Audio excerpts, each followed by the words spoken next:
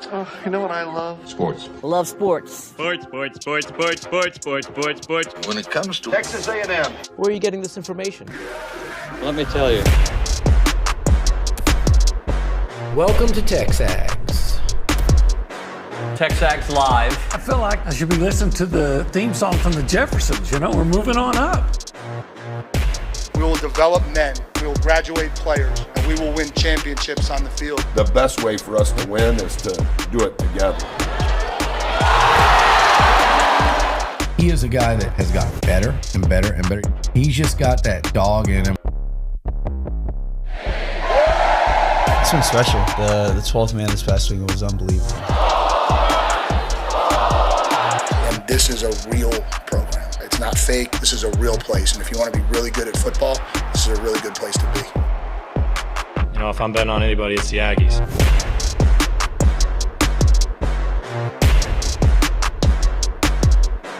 Buchanan?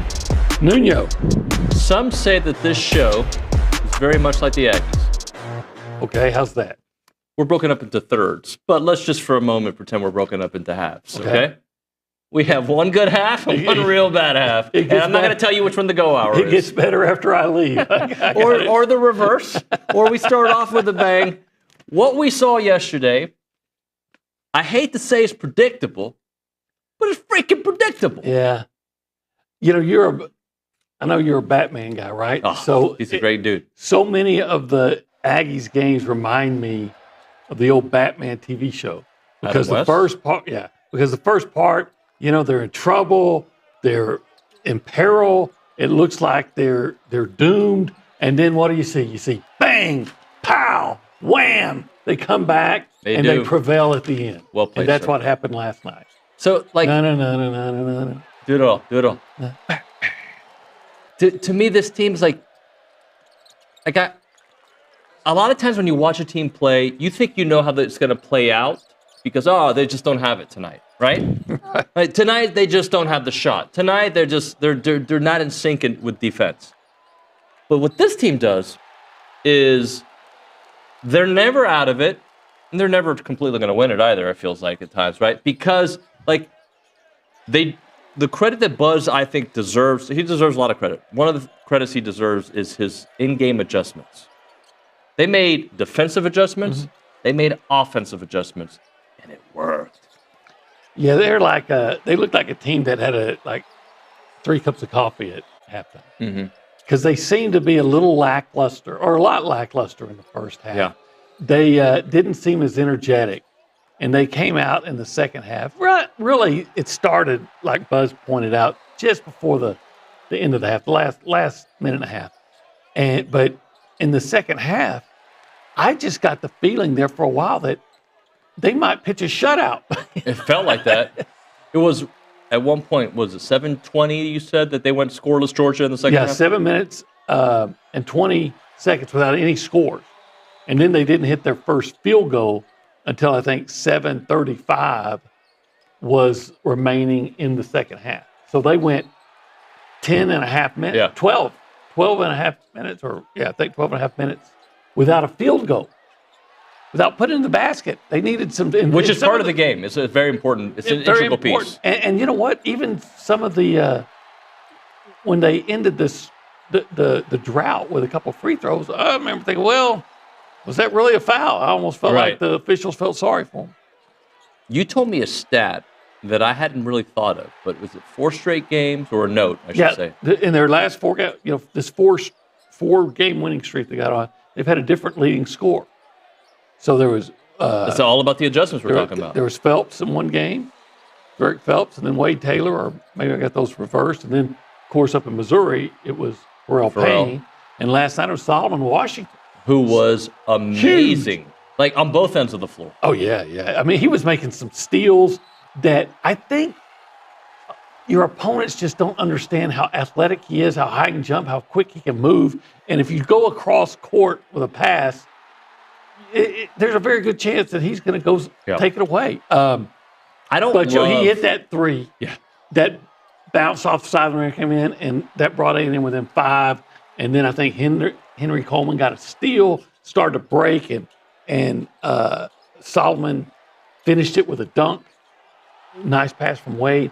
And then from that moment on, it was just complete domination. It was annihilation. Well, and what I was going to say about Solo is I didn't love him taking that three, but it ignited him, right? Yeah. And he's the kind of guy that when he gets going, the trash talking fuels his game. But he's you. In a way. Because you love talking trash, and when Nick was talking trash with you, you took him out and schooled him, and the Georgia bench apparently was talking some. And Solo, that's ignited Solo, yeah. And so Solo makes it, and he's talking back and forth, and Anderson Garcia said, "You don't want to play that game. You don't want to go there." Sullivan and Buzz is saying, "Well, he's his neighborhood in New Orleans. That's kind of You're talking his language." Well, and it just seemed to make him reach that next level. And he was so missed in those games that he did not play in, obviously. Defensively, he was great. Offensively, he was great. I'll give Georgia credit in the first half. They really made life hard on Pharrell Payne. They made life hard for everybody, but Pharrell Payne seemed the first few minutes of that game, he had some turnovers. He had was it an offensive foul to start the game? Mm-hmm. He didn't seem in sync. And then they just kind of moved the chess pieces around a little bit. Kind of, Hayden Hefner, I thought, had a really nice game. Had a big three that tied the game when they were down 9. And you know what was really alarming to me at halftime? If being down 9 wasn't bad enough, but Asa Newell, their top player, picked up his second foul with 13 minutes and change and didn't play. And at the time, they were only up 1 when he left the game, and so they extended their lead without him. And you're thinking, okay, that's not a good sign. Turns out it mattered not at all. How many times have freshmen who come in with a big reputation take on the Aggies and then they leave thinking, I don't know what happened to my game. Like the kid from Oklahoma? A kid from Oklahoma. The first time against Texas, their point guard, and now Asa Newell, right? So it just seems like that's part of what they do. And here's some of the stats popping up. Thank you very much. From the game, Zurich Phelps, 10 points. He was all huge. In the second half. All in the second. He and Wade were different in the second half. They were completely different. Well, the whole team was. Yeah. It was like I was comparing them to a bull shark, hustling you. The first half, you're looking inept. You can't do anything. And so the other guy starts feeling real confident. Say, okay, yeah, let's double the bet. And he said, okay, now I got him. And then they just turn it on. They combined talking about Wade Taylor and Zurich Phelps, combined for 22 points in the second half. And really, there was a stretch where A&M had taken the lead, but it wasn't a decisive lead, and that's where Zurich went to work. Yeah. He had a big three, had a steal. Did he turn it into a three-point play? I can't remember. I know they gave him the bucket on a goaltend. Yeah. And then I think maybe he hit the free throw because he got fouled on it for a three-point play. I'd have to go back. But, yeah, Zurich really went to work at that point. I have to go back and listen to the interview yesterday with Jordan Hill, the Georgia insider from 247 Dogs. I don't believe he told us that Blue Cane? Blue Cane. But it's like so predictable. A guy you don't expect to hit a bunch of threes. He was averaging 8 points. He had 15 and a half. 15, but only 2 in the second half. Sorry, that was a weird voice. But it's predictable that somebody's going to have open threes against this team. And again, to us, it seems like, oh no, it's part of their madness. It's part of the way the defense works.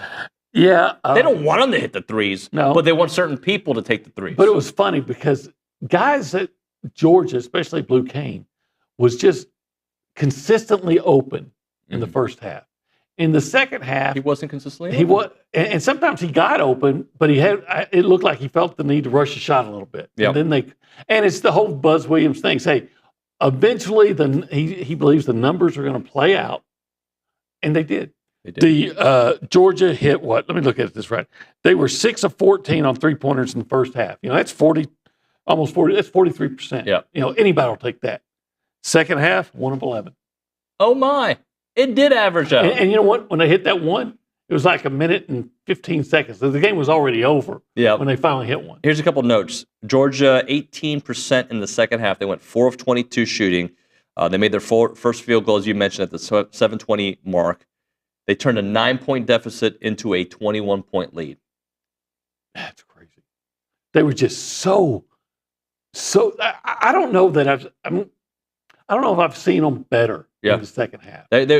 So Isla, my youngest, watches all the Aggie basketball games, right? She falls asleep on the couch with me sometimes when they're late. And I want to fall asleep, but I gotta talk about it, Same. right? So, and this morning she was coming down the stairs, and I was like, Isla, we won. She's like, huh? I go, the Aggie basketball team won. They go, Dad, they were down a lot. I know, they won. Blew them out. And then I gave her the score. She's like, are you serious? Like, it's one of those, if you know their story, yeah, of course that's what happened. But when you're living it in the moment, you're like, again? They're doing again? Real Madrid is doing to Man City what they always, yes, that's happened yesterday. Oh, sorry, different sport. Yeah, I saw that. Yeah, thank you. I just want to make sure after all your Barcelona jokes, you heard that. It was, it was like they were bipolar. That's right? who they are. Don't call him Kanye. I won't. Yeah, please, not now, not anymore. He's going a little crazy. I don't know if you've seen it. Okay. Yeah, he's gone off the deep end. Anyway, A&M has not gone off the deep end. They have just now moved up to the third place in the SEC. A lot of games left, but obviously the way they close out games, the way their defense tightens up, the way they make in-game adjustments makes you feel really good about where they are. You know, if they beat Arkansas on Saturday at 11 a.m., they'll already have 20 wins. 20 wins by mid-February. Is that good? Yeah, I think it's really good. Really good. And I think they're up to number 12 in the net rankings. Okay. I think they're tied for third in the SEC standings with Florida, I believe it is. I think. Who they play? They play Florida in Florida on the 1st, March 1st. That is March 1st. That's it's a 7:30 game. Yeah. Huh.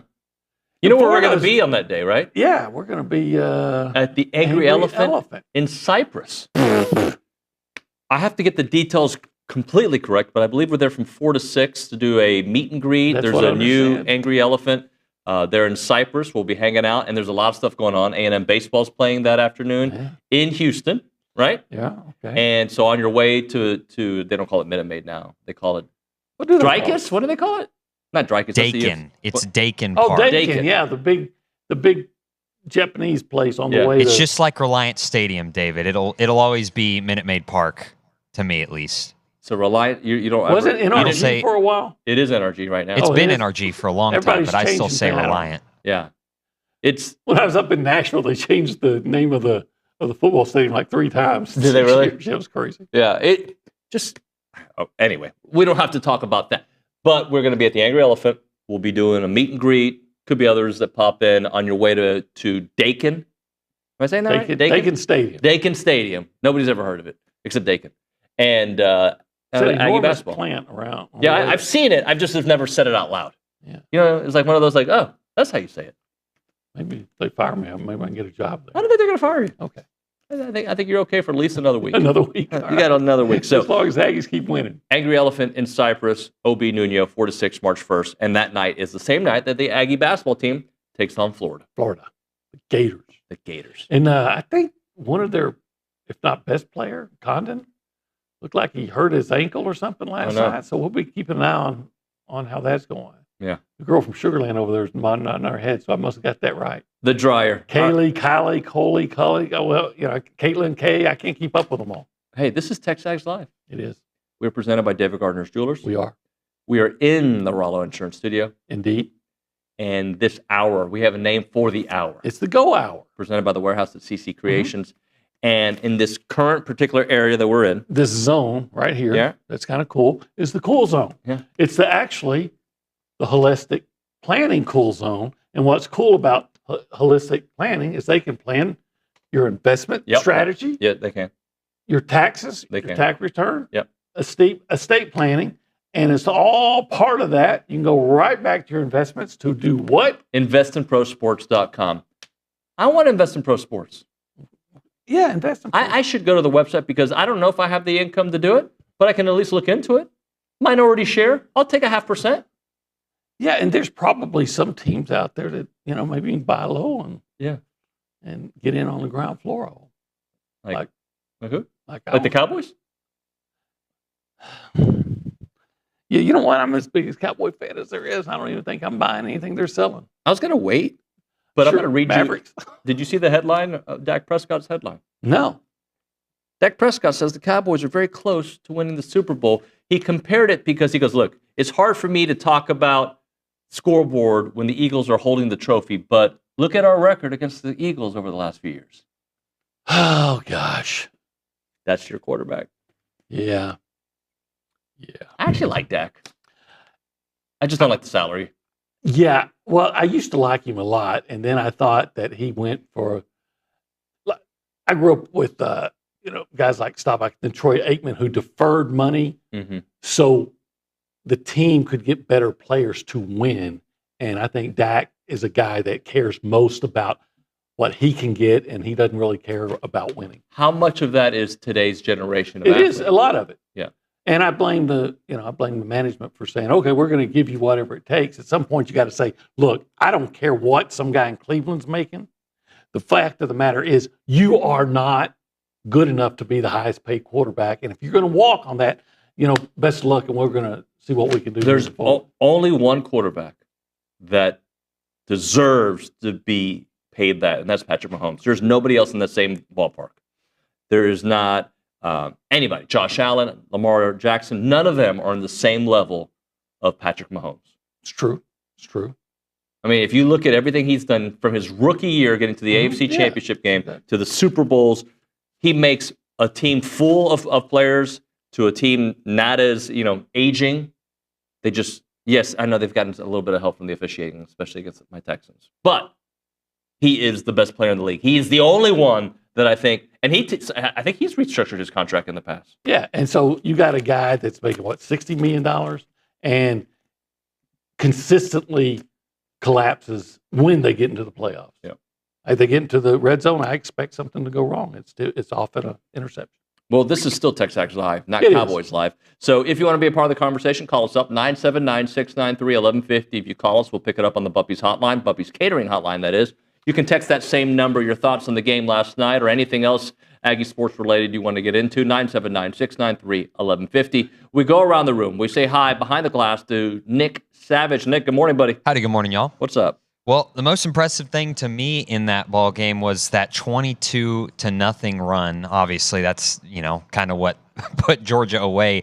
But according to SEC Network, that 22-0 run was the second longest in SEC play this season, and obviously the longest, or I guess biggest run by the Aggies this year. So that was just so much. And Zurich Phelps' dunk near the end of it was really like the icing on the cake for me. Like that was just such an electric moment. And what a fun win. If memory serves, it probably doesn't.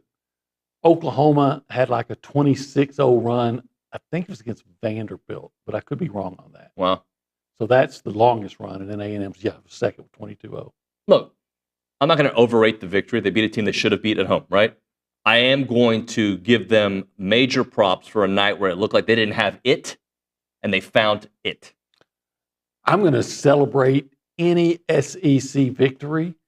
Didn't Georgia beat Kentucky earlier this year? That sounds right. Yeah. Any SEC victory, I don't care where the team is on the standings, and that includes LSU, who let Ole Miss off the hook last week. Any SEC victory deserves to be celebrated. Let's go to the Angry Elephant News Social Center. Kaylee Dreyer's there. She was laughing at me earlier. As she should. Kaylee, good morning. Good morning. How are y'all? What's up? Not much, but we do have some tennis news. I didn't like the way that ended. Georgia does have a little scoreboard there, unfortunately. So number 14, Texas A&M men's tennis. Okay, here we go. Drew a familiar opponent in number 3, Texas, for the opening round of the ITA National Indoor Team Championship. And that'll be Friday, February 15th at 12 p.m. Okay. And as you were saying, in the women's championship, the Aggies pushed past Illinois, Texas, and OU to reach the final round, but fell to Georgia 4-1 in the championship. I wish we could get to where all sports, where we're disappointed because they only finished second in the national. Yeah. That's unfortunate, but it's all right. Yeah. The Dreamweaver's got a long way to go. Hey, we got outdoor tennis coming up. Yep. And then in baseball, last week, Jay Lavalette was named Baseball America's preseason National Player of the Year. And last year, he hit 29 home runs, plated 78 runs, scored 87 times, and batted .305. And we're now only 2 days away from the Aggies opening day against Elon with their first pitch at 6 p.m. to hopefully begin their record-breaking season. What people forget about Lavalette is he was just walked a crap ton too. So Yeah, teams like, we don't even want to deal with it. Well, I think Bronny mentioned he could see a scenario, and I think he said this on the air last week. If I said it in the lobby, I apologize. But I think he said he could see a scenario where Jace is leading off quite a so. Interesting. Yeah, I think he called him the fastest guy on the team. He may be. You know, the baseball team. Or TK's pretty fast too. The baseball team was at the basketball game last night, throwing out shirts, T-shirts. Saw some good arms. Lovelette's so big, you can pick him out of the crowd. He looks like he could have played on the basketball team. All right, let's do this. Let's hit a break. We come back. When we come back, we're going to do a little more basketball. At 8:35, Tom Schuberth will be in the studio. We'll talk to Tommy here on TexAgs Live. All right. Food. Love it. It's one of my favorite things. What do you love about it? I love the taste. I love the way it makes me feel. What about the smells? Oh, I love the aroma. And what I want to hear, you know, if I start driving toward Snook, I've got this rather large nose, and I can pick up scents from long. I'm like a bloodhound, and I can pick up that scent, that aroma from 1775. That succulent brisket, those pork ribs, the pulled pork. I'm not a huge pulled pork, but it's good there. The sausage, that jalapeno cheese sausage, and then the queso mac and cheese. My nose knows where to go, and then my mouth gets the payoff because I get to eat it.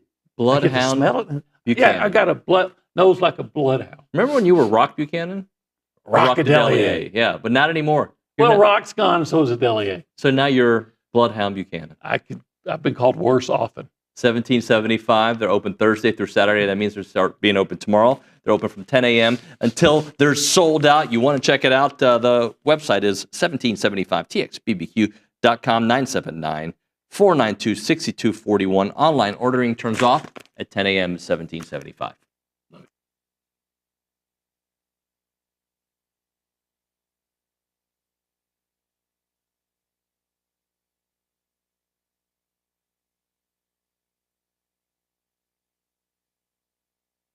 What's up, TexAgs? This commercial break is brought to you by my good friends over at Aggieland Chevrolet, the official automotive sponsor of TexAgs.com and me, Billy Lucci.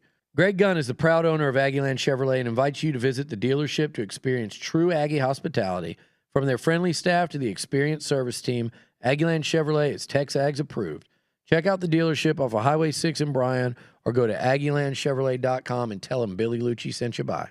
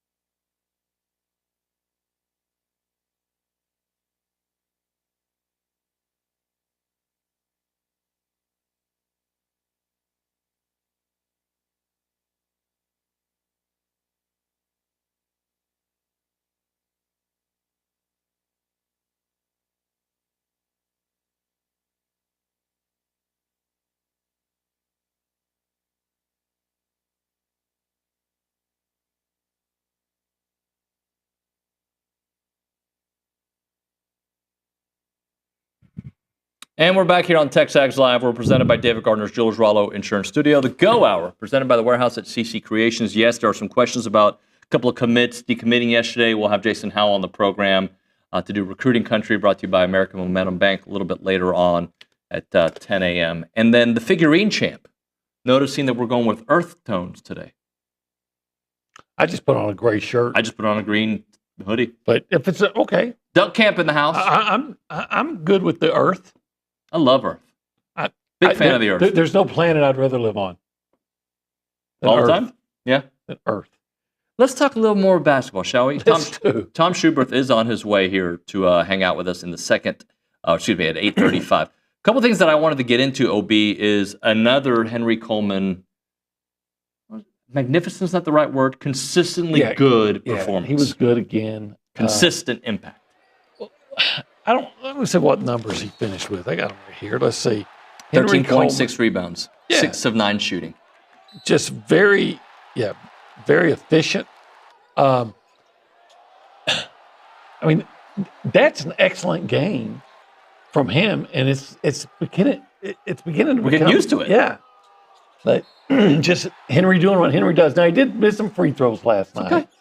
Okay. But that was really the only thing, if you wanted to be a stickler, to criticize, because he played really well. He did play really well. Here's a couple other notes. He's having a good year. 4 players in double figures.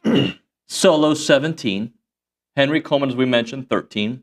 Wade Taylor 12, and Phelps 10.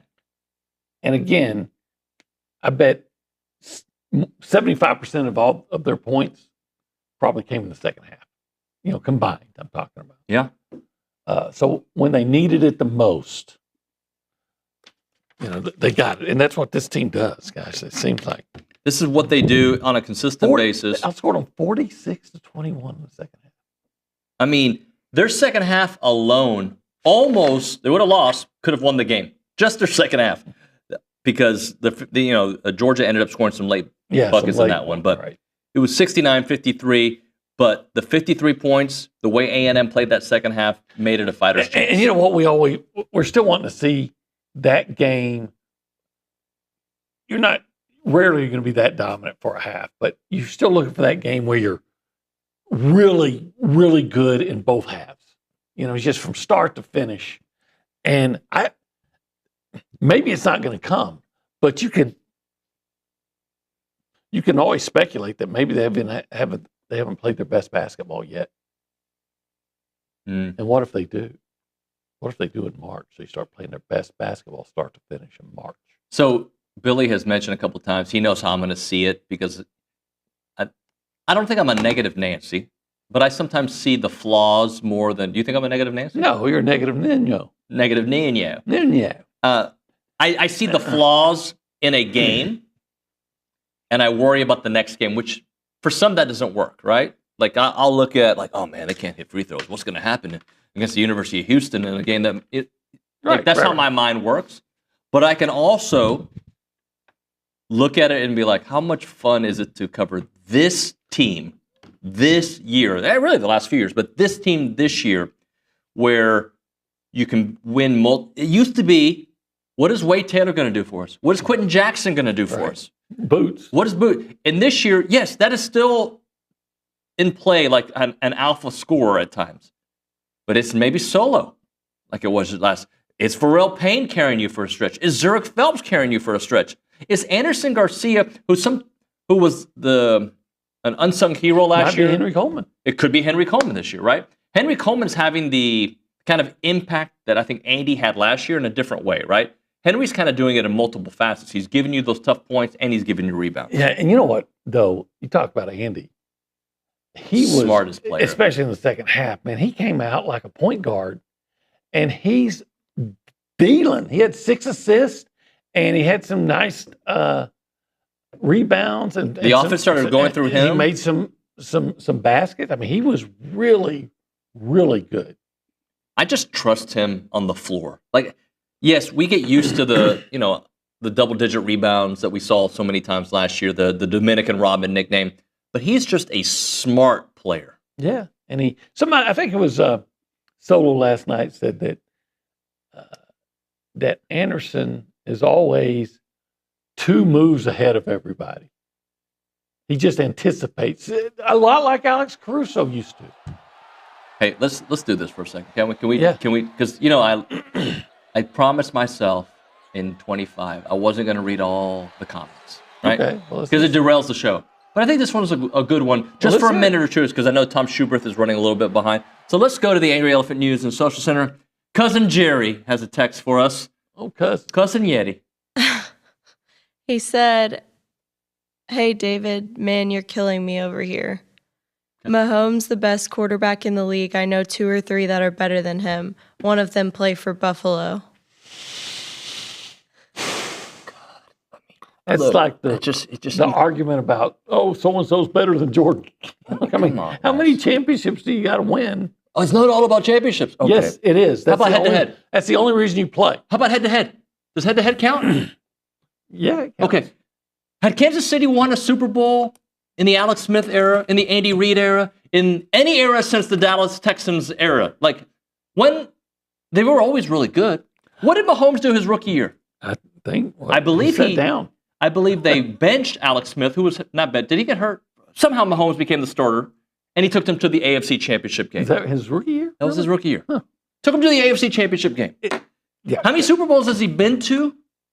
5? Yeah, that's. He's 13 years old. By the way, I am a huge fan of Josh Allen. I love Josh. I wish Josh Allen was the quarterback of my team. He's awesome. But he's not Patrick Mahomes yet. But, yeah, Patrick Mahomes is the best quarterback in the league. Without a doubt. So let's go by metrics. Super Bowls? Clutch Gene, remember there was that stat I read about in the fourth quarter with a deficit, nobody had more, including Brady and Peyton Manning, come from behind victories? I think it was Trey Wingo who had that stat, and it was like 3 times more than everybody else. Doesn't even have a really great running game to help him out. No. He doesn't have the wide receivers that he used to have. I'm not saying he's got chopped liver, but like he is, you cannot name 2 or 3 quarterbacks that are better. You can't name one. No, you can't. No. And I'm a Brady guy. I am Tom Brady first. Brady's number 1. He doesn't play anymore. But in this league, who's the face of the NFL? Patrick Mahomes. Who wins the most Super Bowls in today's NFL? Patrick Mahomes. Who gets to the most Super Bowls in today's NFL? Patrick Mahomes. Who has beaten Lamar Jackson consistently? Patrick Mahomes. Who has beaten Josh Allen consistently? Patrick Mahomes. Who's from East Texas? Olin Buchanan. And Patrick Mahomes. That's right. Now, look, I don't think saying Patrick Mahomes is the best quarterback in the league is a controversial take. No, I think, Jerry, you're killing me. I get it. Hey, Josh Allen, if he had the talent around him, you put Patrick Mahomes on the Buffalo Bills, they win. Ya sacó el juego. Sorry, I said it weird, but the game's over. It's not even up. Like, okay, it's up for debate because you texted Jerry and you're a very loyal fan, or loyal listener. I don't know about fan because I kill you. Anyway, now we'll talk Henry Coleman. Now we'll talk Anderson Garcia. Now we'll talk Wade Taylor, Zurich Phelps, Buzz Williams, and Aggie basketball with Coach Tom Schuberth on the other side. Right now, if your organization or your business is looking for an opportunity to engage with Aggies, check out the Association of Former Students. They bring Aggies of all ages together during marquee events held throughout the year. We're talking about the awesome ones like Aggie Ring Day, All Aggie Hullabaloo. The gathering, they welcome tens of thousands of guests, and there are many sponsorship and vendor opportunities to get your brand in front of those attendees. These events offer a wide variety of both in-person and digital options, and we're talking about title sponsorship naming, on-site presence, activation, recognition, and social media posts, and much, much more. There's also advertising opportunities in both the Texas Aggie Magazine and the Aggie News newsletter, which are seen by over 230,000 people. So if your business is ready to engage with other Aggies, choose a partner that's been with the Aggie Network for over 140 years. For more information on options available through the association, please email sponsorships@aggienetwork.com.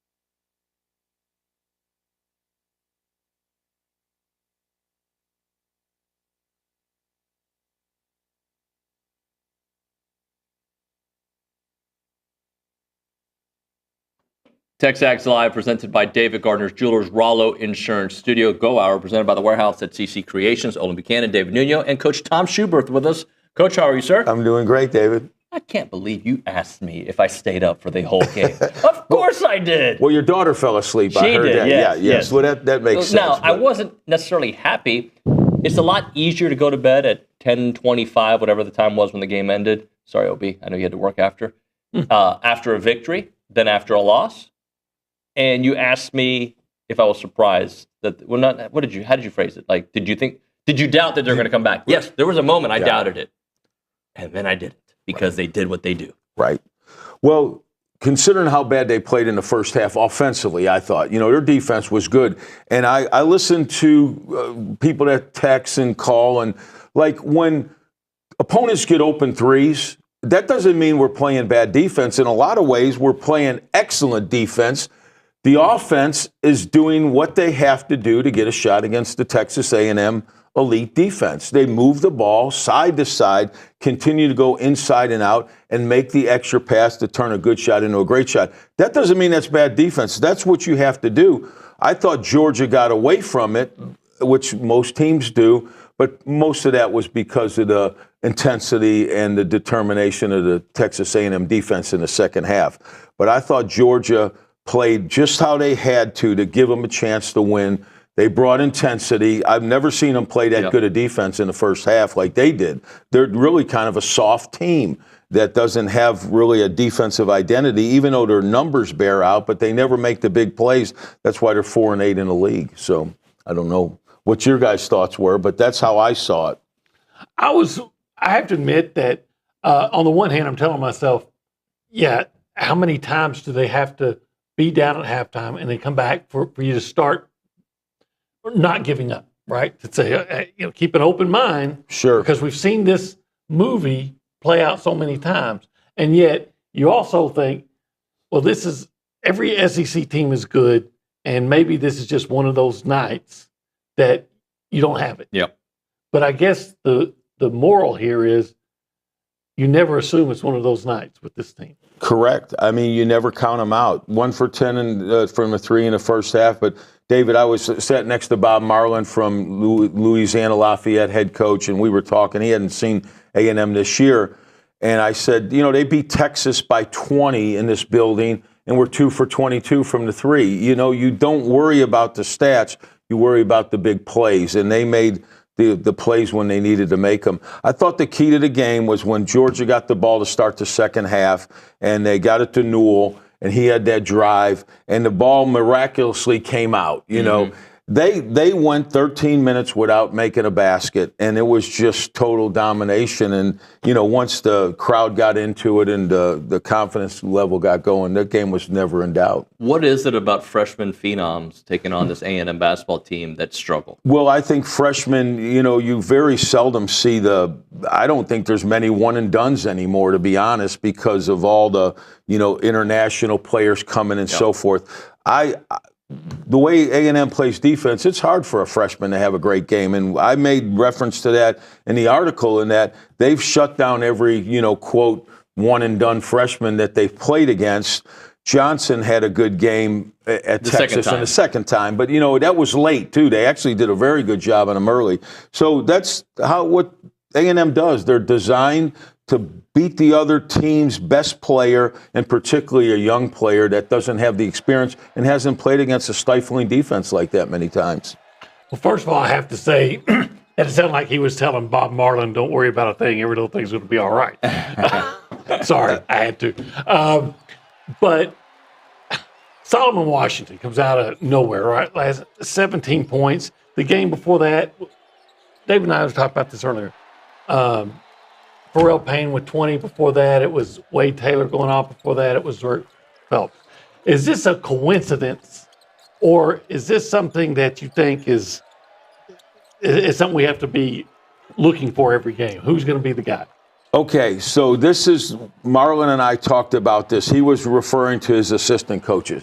I think guys like Washington and Anderson Garcia, sometimes they have to step off offensively because the design of the defense of Georgia, they're not worried about Solomon Washington. I don't mean to discredit him. Yeah, they're worried about Wade and Zurich. Yes, he would be mad at me, if I'm saying this, if I was in one of his coaches. But that's because of the role, too, right? Yes, sir. That's the truth. I mean, the truth is Washington and Garcia are going to get opportunities that the other guys are not going to get because Georgia's defense is designed to stop the players that are consistently scoring.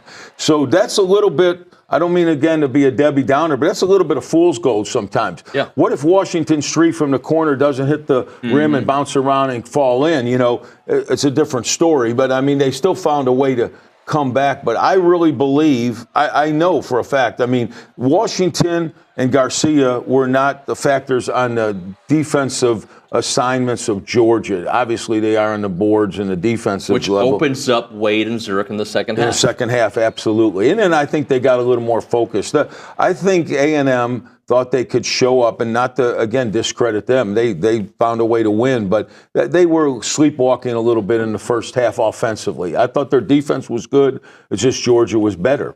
Explain this to me, and I know you don't have the answer. None of us do. But how sometimes a team or an athlete can try 100%. They think they're going 100%, but it isn't translating into 100% production. Like, right, my son yesterday, they had a game, and one of my boys didn't have a great first half. And it wasn't he wasn't trying, sure, but there was a different level of trying in the second half. How hard is it to, I guess, always come out with that kind of energy? Because I think A&M in this game, for the first few minutes, first half, they didn't seem like that team with the relentless pursuit that we're used to seeing. I agree, but again, I think when there's two teams out there, you have to credit Georgia. Yeah. I mean, if you look back and watch that first 20 minutes that Georgia played, their defense was really good. Yeah. They had tons of deflections. They were actually matching A&M on the defensive boards or offensive boards as well. They were keeping the ball alive. I was very impressed with their defense that I hadn't seen in the few times I watched them on tape.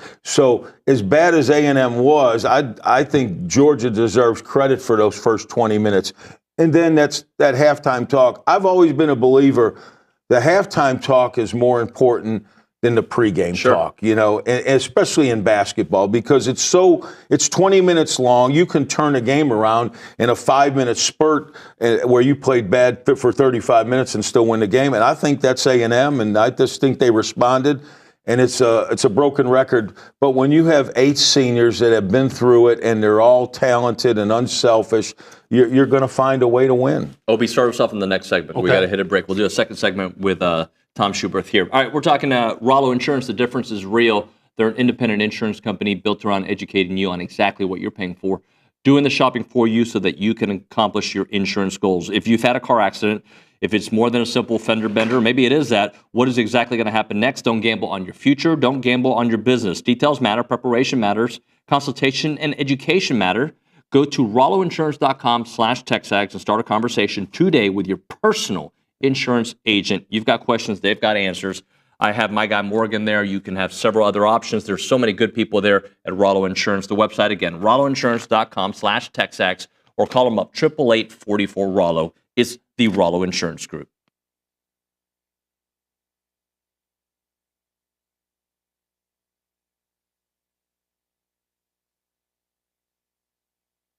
Everyone, David Nuño here in a moment right now for Snaps Clothing. They are the makers of the only official licensed Texas A&M Pearl Snap shirts. I'm wearing it right now. This is part of their Tailgater collection. It's built for game day. My friend Edgar over there is doing great work. You've got to check out the clothing. It's the Pearl Snaps. It's the cool look. It's kind of hip, but also Western. You'll love it, and they have great stuff there. They'll keep you comfortable as you're repping your Aggie gear, and it's the place to go to get it. Whether you're watching the game from home or tailgating before watching the stands, these shirts have you covered. Head to snapsclothing.com. That is snapsclothing.com to gear up for the season.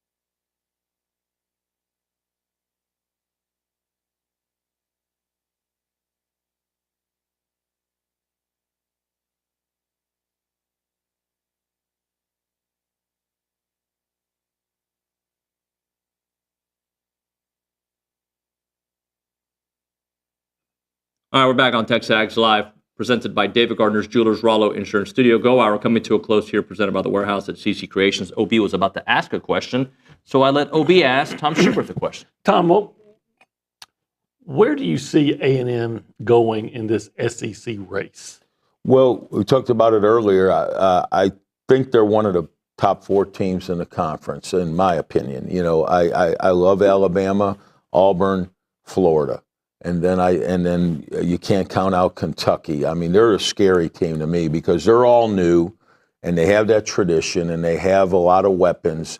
So, and then I think you throw A&M in there. To me, those are the top 5 teams. Where that washes out will be interesting to see at the end of the conference regular season play.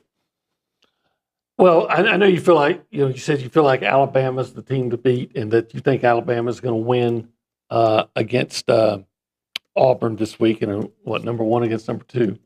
But do you feel like, look, as people that are A&M fans, they're going to get excited and think, okay, a 2 seed, Final Four, Sweet 16 or whatever, from someone who's a coach that maybe a little bit more grounded, what do you think is realistic for A&M to accomplish this year? Well, we talked last week. I see him, and again, I don't want to be negative because, I'm as high on them as anybody, but I think they're going to end up a 4 seed for whatever reason. This conference is so grueling, it's going to be hard to keep winning. And, they talk about these quad 1s, quad 2s, but the bottom line is you need to win games to keep, being raised up. And I just think with having Auburn still on a schedule at Florida, I think Mississippi State's going to be a difficult game because they do play really good defense. They have some weapons. That's going to be a hard game to win on the road. So A&M could still have an incredible year and lose 3 more ball games. And because Florida on the road, is that correct? Auburn and Tennessee coming here. And I didn't even throw Tennessee into that 5 mix, but I like those other 5 teams higher than Tennessee. It's a grind. Look, we say this no matter who you are, but I think especially with A&M, it's going to be about matchups, right? And it's also going to be if they can put together a little bit more than just one half in the tournament. Correct. And, we talked about it. In any team, you have to shoot the 3 well to really advance in the NCAA tournament. If you don't shoot it well, you're going to struggle. That's Tom Schuberth. When we come back, John Harris, it's TexAgs Live.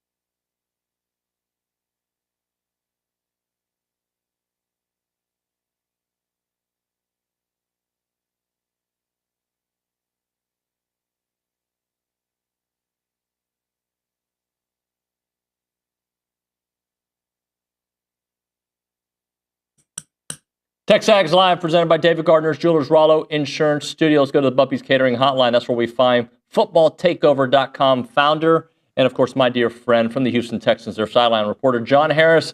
Johnny, good morning, buddy. Good morning, David. How you doing? I'm good, man. I'm good. So for you, football, like many of our listeners and viewers, is 24/7, 365. But the end of the season, for you, is it a sad moment, or is it like, all right, now the work begins all over again, and it's like the exciting part? Oh. I've always looked at it like this, David. Like, I used to be a teacher, and my teacher duties, they really never stopped. But mainly, we started teaching middle of August, and we got out of school like late May, somewhere in there, right? And obviously, I coached the football team, but I still continued to teach, and then we had spring practice, and we had weight room work and all that kind of stuff. And so the work changed, but it never stopped. And that's kind of the way I feel. Like, the season's over. Like, okay, take a breath. Let's start getting ready for 2025. It's just that the work changes. Now, for me, it turns into draft stuff. Not that I don't do draft during the year. It's just harder to do it with the Texans playing a little bit better, which is kind of nice. Could have a little bit more focus on that. But it's just that the work changes. The games don't really stop. Like, I can pull up any game I want to watch and watch it. And, it's great. It's like the pain of the season, I guess, kind of wears away by the time you get to the championship games. And then by the Super Bowl, it's kind of like, all right, great. Let's cook a lot of food. Let's have fun and enjoy the game. And it was very enjoyable to watch that game on Sunday. Very, very enjoyable to see that organization get its teeth kicked in on many, many, many levels. Karma can be a B, if you know what I mean. Yeah. There are a lot of people that love that organization. Players, I'll tell you this, the players are actually not even close to the worst ones. It's more the media, people around the team that just act like they're, what doesn't stink, because the team they work for is all of a sudden the greatest thing since sliced bread. And okay, well, you got knocked down in reality. So, let's not be jerks. Let's, do radio segments. Let's not act like you don't have, 15 minutes to do a radio interview because, you're saving, the world from the problems because you announce for the Chiefs or things like that. So, see them knock down a peg a little bit from that perspective. And it was great to see them get physically beaten the hell up. Now, it's time for us to do that. It's time for us to be that team. And that's what this, kind of going back to the original question, that's what kind of this offseason is all about. Let's find some players that can take this team to a different level. And each of the last few years, we've been able to do that. But now we got to push it over the edge and get to that spot where the Chiefs were, to supplant them. And then hopefully we don't turn it to a bunch of a-holes because our football team is really good. Johnny, you say that, and I laugh because I remember thinking the exact same thing when I covered the Texans about the Patriots media. And I've thought the same thing about the Alabama football media, right? Like, it's interesting. And maybe people thought that about the Astros during their runs, right? Like Astros media. But I think it's interesting, though, like when an organization wins and the media take credit for it, like almost like they had a part in the role. I mean, we all play a minor part, but to be braggadocious, bigger than the other markets because of it, I always found to be ridiculous. Yeah, I do too. And look, I work for the Texans, and I'll be the last one to tell you, the Texans are the greatest thing since sliced bread. Like, I have a hard time even saying, the Texans are going to be good. And I know they're going to be good, but I just have a hard time saying that. But it's just, there's a particular member of the Chiefs who he used to, back in the day, hop on with us on radio. Now all of a sudden the Chiefs become this, great organization or whatever the case might be, and doesn't have the time of day for us at all. I'm not asking for like an hour. It's like me popping on with you on TexAgs. It's like 15, 20 minutes at that. Let's have some fun talking. Let's talk about the Chiefs.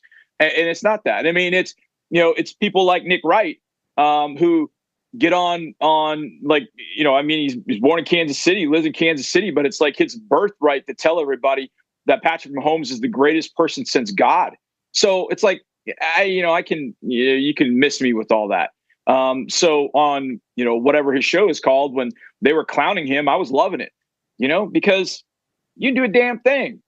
It's great. You can talk about how great your team is, but I think there's a little bit of humility in that. And so for, my message for all the Aggies is when the Aggies win a national championship, just like, be cool. Like, yeah, we won a national championship. It's awesome. Let's go do it again. That's awesome. Just because you win a national championship or you win the SEC, it doesn't make you the cock of the walk everywhere you go. You go to HEB, you shouldn't have people, kissing your boots because, A&M won a national championship. So it's just kind of a piece of advice to everybody that's involved. Like, appreciate it. You're going to get asked to do a whole lot more. Like, I know I'll be asked to do a whole lot more when we make the Super Bowl. That's cool. I'm not going to act like, hey, John, you want to come on TexAgs? No, man, we're going to the Super Bowl. I'm too good for that. No, like, never. Like, you're never too good for anything like that at any point. And I'll say it this way. I have a long memory. I remember things. I remember a lot of things. And I can remember, what was said, who said it, how it was said. I can remember things from 10, 20, 30 years ago. Now, my wife gets mad at me because I can't remember to take out the trash a lot of times. That's just the way it goes. But that, to me, is probably the biggest thing about being in and around an organization that's winning the way that it is. Like, be humble. Who said that? Be humble. Is that Kendrick? That's Kendrick. Be humble. Yeah, that's Kendrick. Yeah, be humble. Don't end up in cell block 1. Hey, it's funny because that's why you and I clicked so well over the years, because we both have that memory. I have a minor memory of the media member you were talking about. I believe, tell me if I'm wrong here, we played against him in the media 3-on-3 tournament a couple years ago. Not a couple years, it's been over a decade, whenever that was. One of the years, I believe, Nick was on the Sports Radio 610 team. So I think we have played against him physically in basketball before. Yeah, I don't know. I think he I don't know. I think he ended up not playing for whatever reason. And look, Nick's a fine guy. It's all well and good. And Nick does what Nick does. Nick stirs things up, and he's great. He's great at that, and he's one of the smartest people I've ever seen in sports media. He is smart. Yeah. And I don't know how how he takes it, but it comes off. It just comes off as he's. And look, I'm not just talking about him. I've been in that stadium and I've listened to Chiefs fans and Chiefs Kingdom and whatever else they want to call themselves. And it's one of the most arrogant fan bases I've ever heard or seen. And it's a great, strong fan base. Like the Philadelphia Eagles, like that fan base. I was up there in Philly for a game in 2018.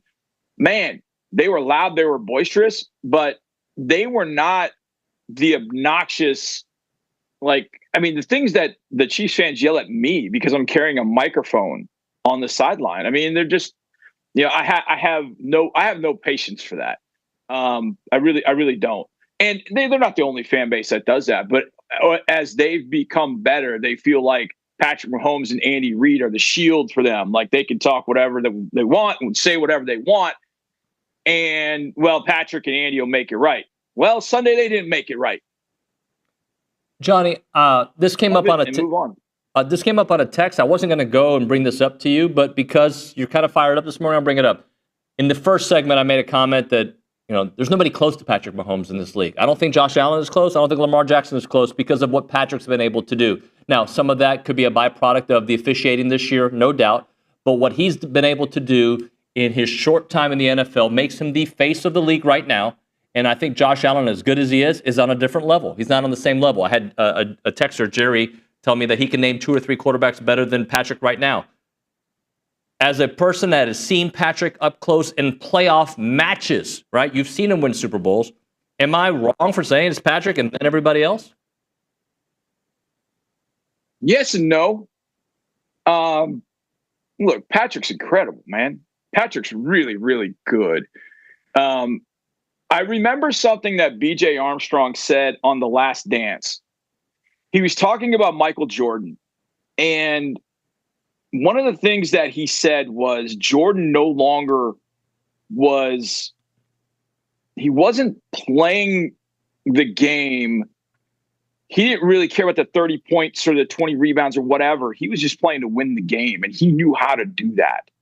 And so there were times it took a fourth quarter of 20 points and 3 rebounds and just shot every shot. There were times when he had to dish out, John Paxson, and that was the way to win the game.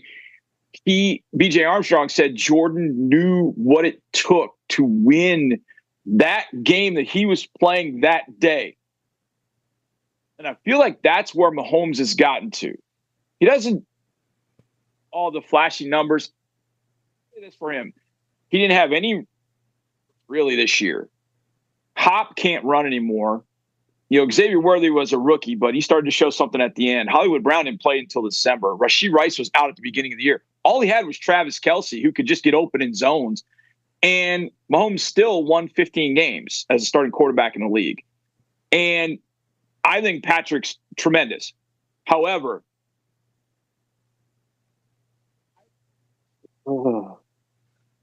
I fear in the playoffs Mahomes more than anybody else. He understands that. He understands how to win that playoff game. So I fear Mahomes in the playoffs more than I do any other quarterback. But I'd much rather face Mahomes than I would Lamar Jackson. I would much rather face Mahomes than I would Josh Allen, even though we had a good game against Josh Allen and really kind of held him in check. You give Josh Allen another receiver or two, Josh is going to be a mother trucker, even better than what he was this year in MVP season. Because I think that Mahomes showed the other night that he is very easily rattled. He was very easily rattled with a 4-man pass rush. And once things didn't go well early, it went in the tank. With Josh and with Lamar, there have been times it hasn't been great, but their physical ability will just carry them through. Mahomes, is like that ninja. He's somewhere, and he's going to kill you. You just don't know how. He's going to kill you. Lamar and Josh are like right in your face, and they're doing it. This is how I do it. This is how I'm going to go about it, and you're going to pay the price. So I don't think that Mahomes is that far ahead of everybody else. Look, what he's done in the past is what he's done in the past. That's the way I always think about it. And when we write the book of Mahomes later, when he's done, it's going to be one hell of a book. But one of the things about, Brady, about great quarterbacks, Brady had a really great start. But then there's that period from like 2004 through 2014 where he doesn't win a Super Bowl. And I remember people going the other way, like, oh, Brady's not that great. He hasn't won a Super Bowl. I'm like, dude, look at those 10 years and look at the teams he's beaten. Yeah, he hasn't gotten back to a Super Bowl to win it, but he's still the greatest quarterback. I think Mahomes is the other way around. Yeah, they've gotten to the Super Bowl, but I don't know that he's played as the best quarterback in the league the last few years. But he's made the right play at the right time. And that ends up making you a great quarterback when you do that time after time. He just got the other day by a team that was hot and really a bad matchup for his Chiefs. I think it's a great conversation there, Johnny, because I think it's Patrick and everybody else, but I love the way you broke that down. Let's move on. Stephon Diggs, DeAndre Hopkins, what do you think their futures are? Diggs is an interesting one. I mean, they're both interesting. Hop told me in Tennessee that, he's got 3 or 4 more years left to play. The Hop that we saw the other night in the Super Bowl, I don't know. I think he's going to continue to try and play. And the thing is, I always say this about Hop. Hop was never a Tyreek Hill 4-3 guy that you're worried about if you lost a step, because Hop's always open because he's got such great hands. But he was only in Kansas City for half a year. If you give him a little bit more time, we'll see what happens. But his options are going to be much more limited to maybe being that guy that ends up having an opportunity and then finding one in the middle of the year for a team that loses a guy to injury, all that kind of stuff. Diggs, I think Diggs still has game left. I think he's coming off an ACL, and guys are getting back from ACL a little bit quicker than they have in the past. There's still a rehab period. Said he wants to come back to Houston. And that's where it gets tricky, because you offer him what you should, no more than a 2-year deal. Well, as a 32-year-old wide receiver making one last bag, does he want just a 2-year deal? Does he want a 1-year deal where he can prove it to either the Texans or the rest of the league that he can still play? It's a really tricky one. And here's what makes it even trickier, David, from the Texan standpoint, that there's February 17th is basically the deadline, not to get into all the financial cap ramifications, all that. But if they get to the 17th and don't have a deadline or a deal, then he ends up counting $60 million dead cap on your 2025 year. And you're like, God dang, we don't want to do that, do we? So it gets kind of tricky. I do feel like he'll come back from the ACL. I do think that he's found his role with this team, and that is I work the slot. I do some of the slot things. I can be a 95 catch, 950 yard, 5 touchdown guy, as opposed to what he used to be with the Bills. And he could be okay with that. And that would really help us. And it was helping us. I mean, shoot, we were 6-2 when he got hurt. And then ended up going, 4-5 the rest of the way. So, his impact was felt. So I do think that Diggs will definitely be in play. The tricky part, and you're dealing with ego and money, is how do you make the right contract offer that doesn't bruise the ego and then meet in the middle and everybody be happy with that? That's tricky. Johnny, I got about a minute left, minute and a half. I'm thinking about Shamar Stewart, Nick Scorton, and some draft projections have them in the first round. I think Lance Zierlein, our buddy, has them both as first rounders. And I asked, what do you think, like, the balance between what GMs think or those drafting think when it comes to production versus measurables? And those guys, I think, Scorton had the production in the Big Ten, not as much at A&M, but he had some production. Shamar is just a Greek god when he walks, and he's got all these measurables. Yep. I don't know if the production's been there. How do you think that kind of balances in organizations around the league? There are GMs around the league. They have to have them. One in the AFC South, our buddy Chris Ballard. Like, you look at every dude he's ever drafted, it's all about traits, Greek gods, fast runner. I mean, everything. Just, there's no body fat on the Colts. That's just the way that they go about things. There are going to be other teams that look at it and say, Nick's specific ability to do X, Y, and Z fits us a little bit better. I think that most NFL GMs will always they'll reside with the traits. They want the traits because they always feel like they can coach and or develop traits into something great. If a guy's not so fast, he's not this, but he still produces, what's the ceiling on where you're going to draft that guy? And I think that's where you just hit it. That's the dilemma that when scouts and GMs are looking at the Aggies front, they're looking at, my God, look at Stewart. Holy cow. My God. Look at Scarton, you're like, oh, wow, look at that move. Oh, look at this. Oh, he's got some power. Boy, he's productive. Man, look at that stat line. So it's all in kind of how you look at life in some sense. What is it that really kind of trips your meter, so to speak? Are you do you like personality? Do you like looks? What's more important? And in a marriage, which is what you're about to go to, what's most important to you? Now, not saying that Shamar can't find that production. He just didn't at A&M. Not saying that Nick doesn't have traits that NFL people are going to like. He's just not like that guy. And so I think NFL people are more apt to lean towards the traits, but they've got to see a pathway through. They've got to look at the traits and go, okay, he's 6'4", 281. He can run, but can we turn him into this?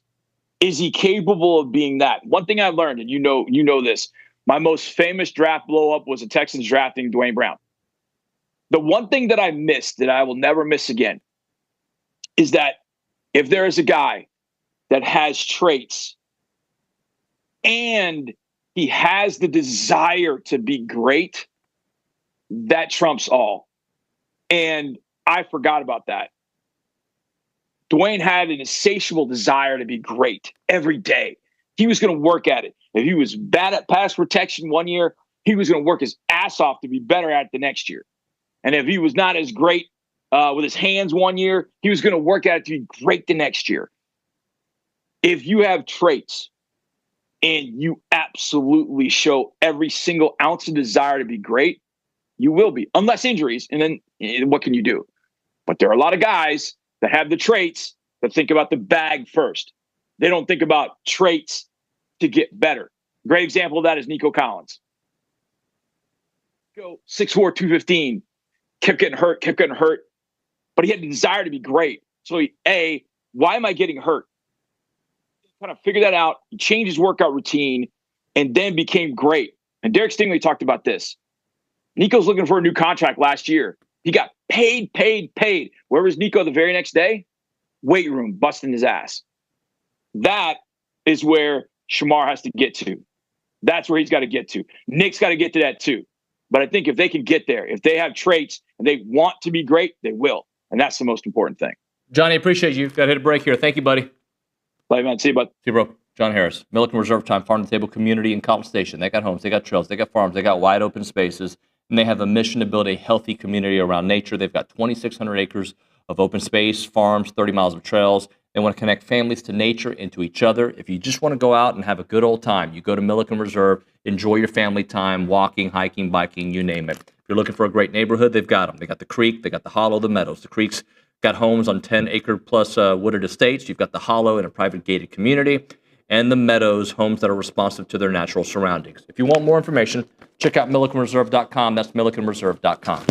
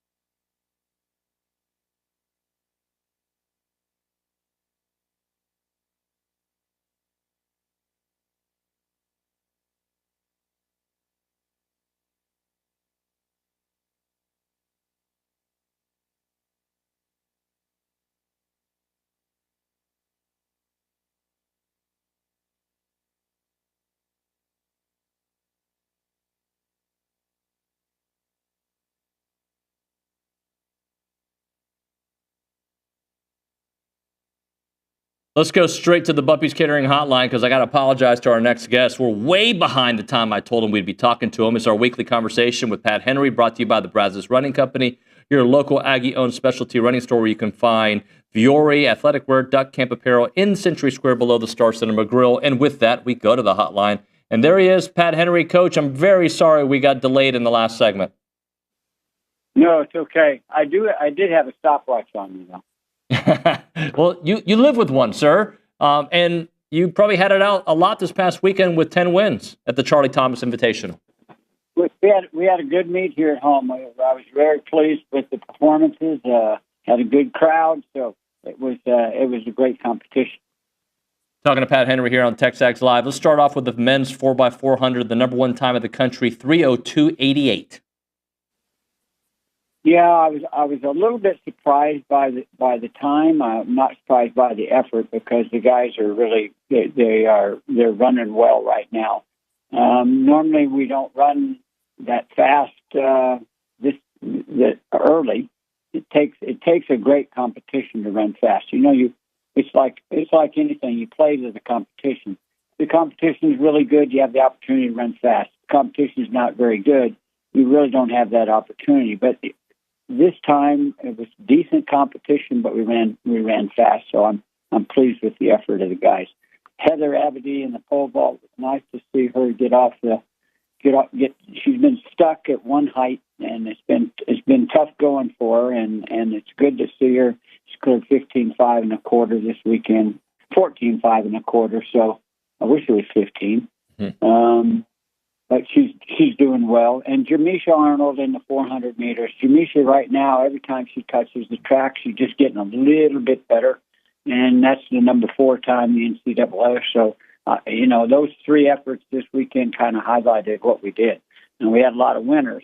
We had some good things happen. So it really did. It capped off a good weekend. Yeah, and I was going to say about Heather, it looks like, you talked about her being stuck at that number for a while, but she did match her own school record. So she had reached those heights before, kind of had fallen behind and came right back. Yeah, she's... getting that next bar, you would think that clearing another 2 and 3 inches more. When you think about 3 inches, you don't think of that as being much of a height difference. But anytime you're a jumper, a high jumper, or pole vaulter, just a little bit really does. It makes a difference, and the biggest difference it makes is the way you think. You're a little bit scared of that next bar maybe sometimes, or you just don't think you can do that next bar.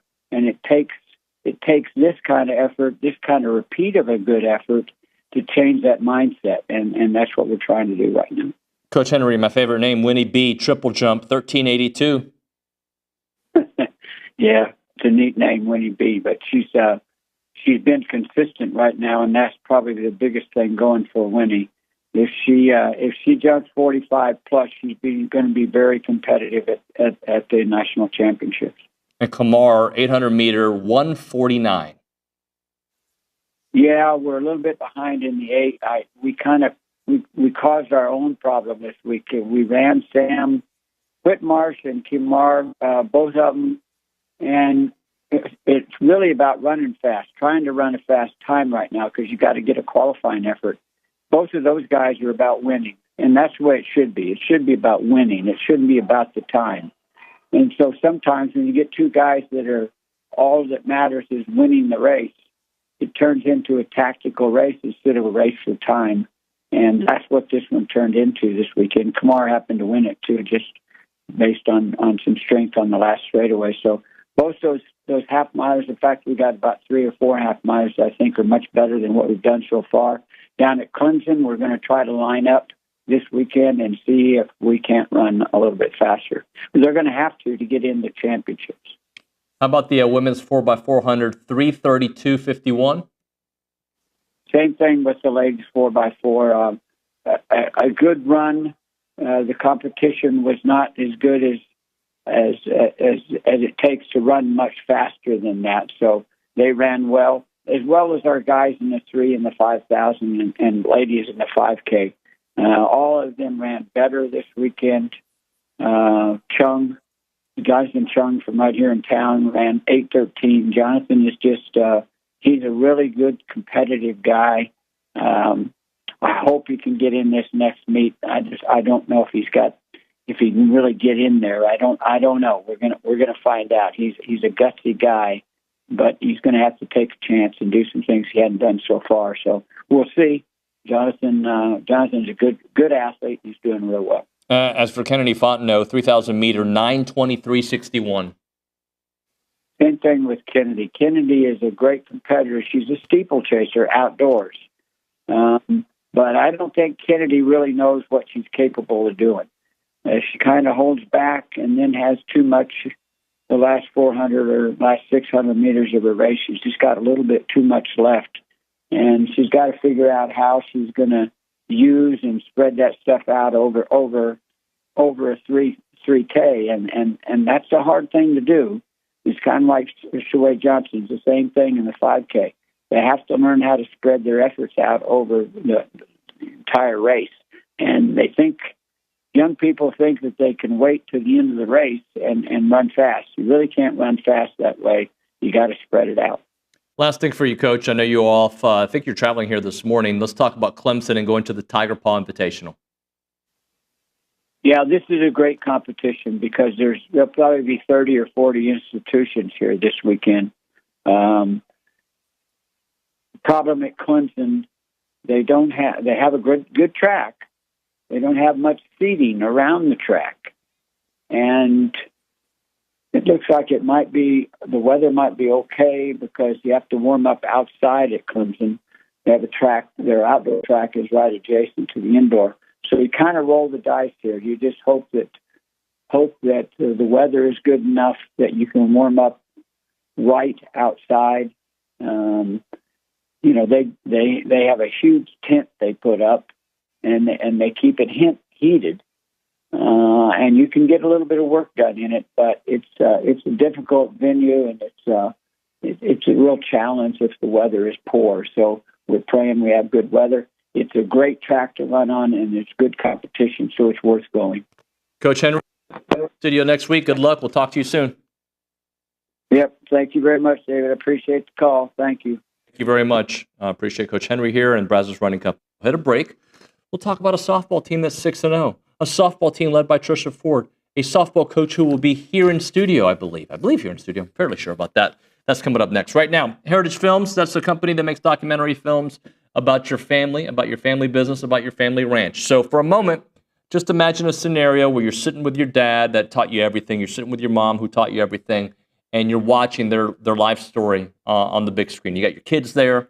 You've got important people there, and you're just watching your loved one tell you their family story, like how they met your mother, how they started their family business, how they got to the United States, how they turned whatever their land into what it became, their ranch into this awesome family place, right? Whatever it may be, everybody's got a family story.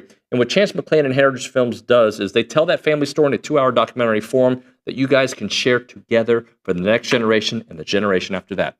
The website is yourheritagefilm.com. I highly, highly recommend you check it out. Yourheritagefilm.com, or call up Chance right now, 713-893-8341, 713-893-8341.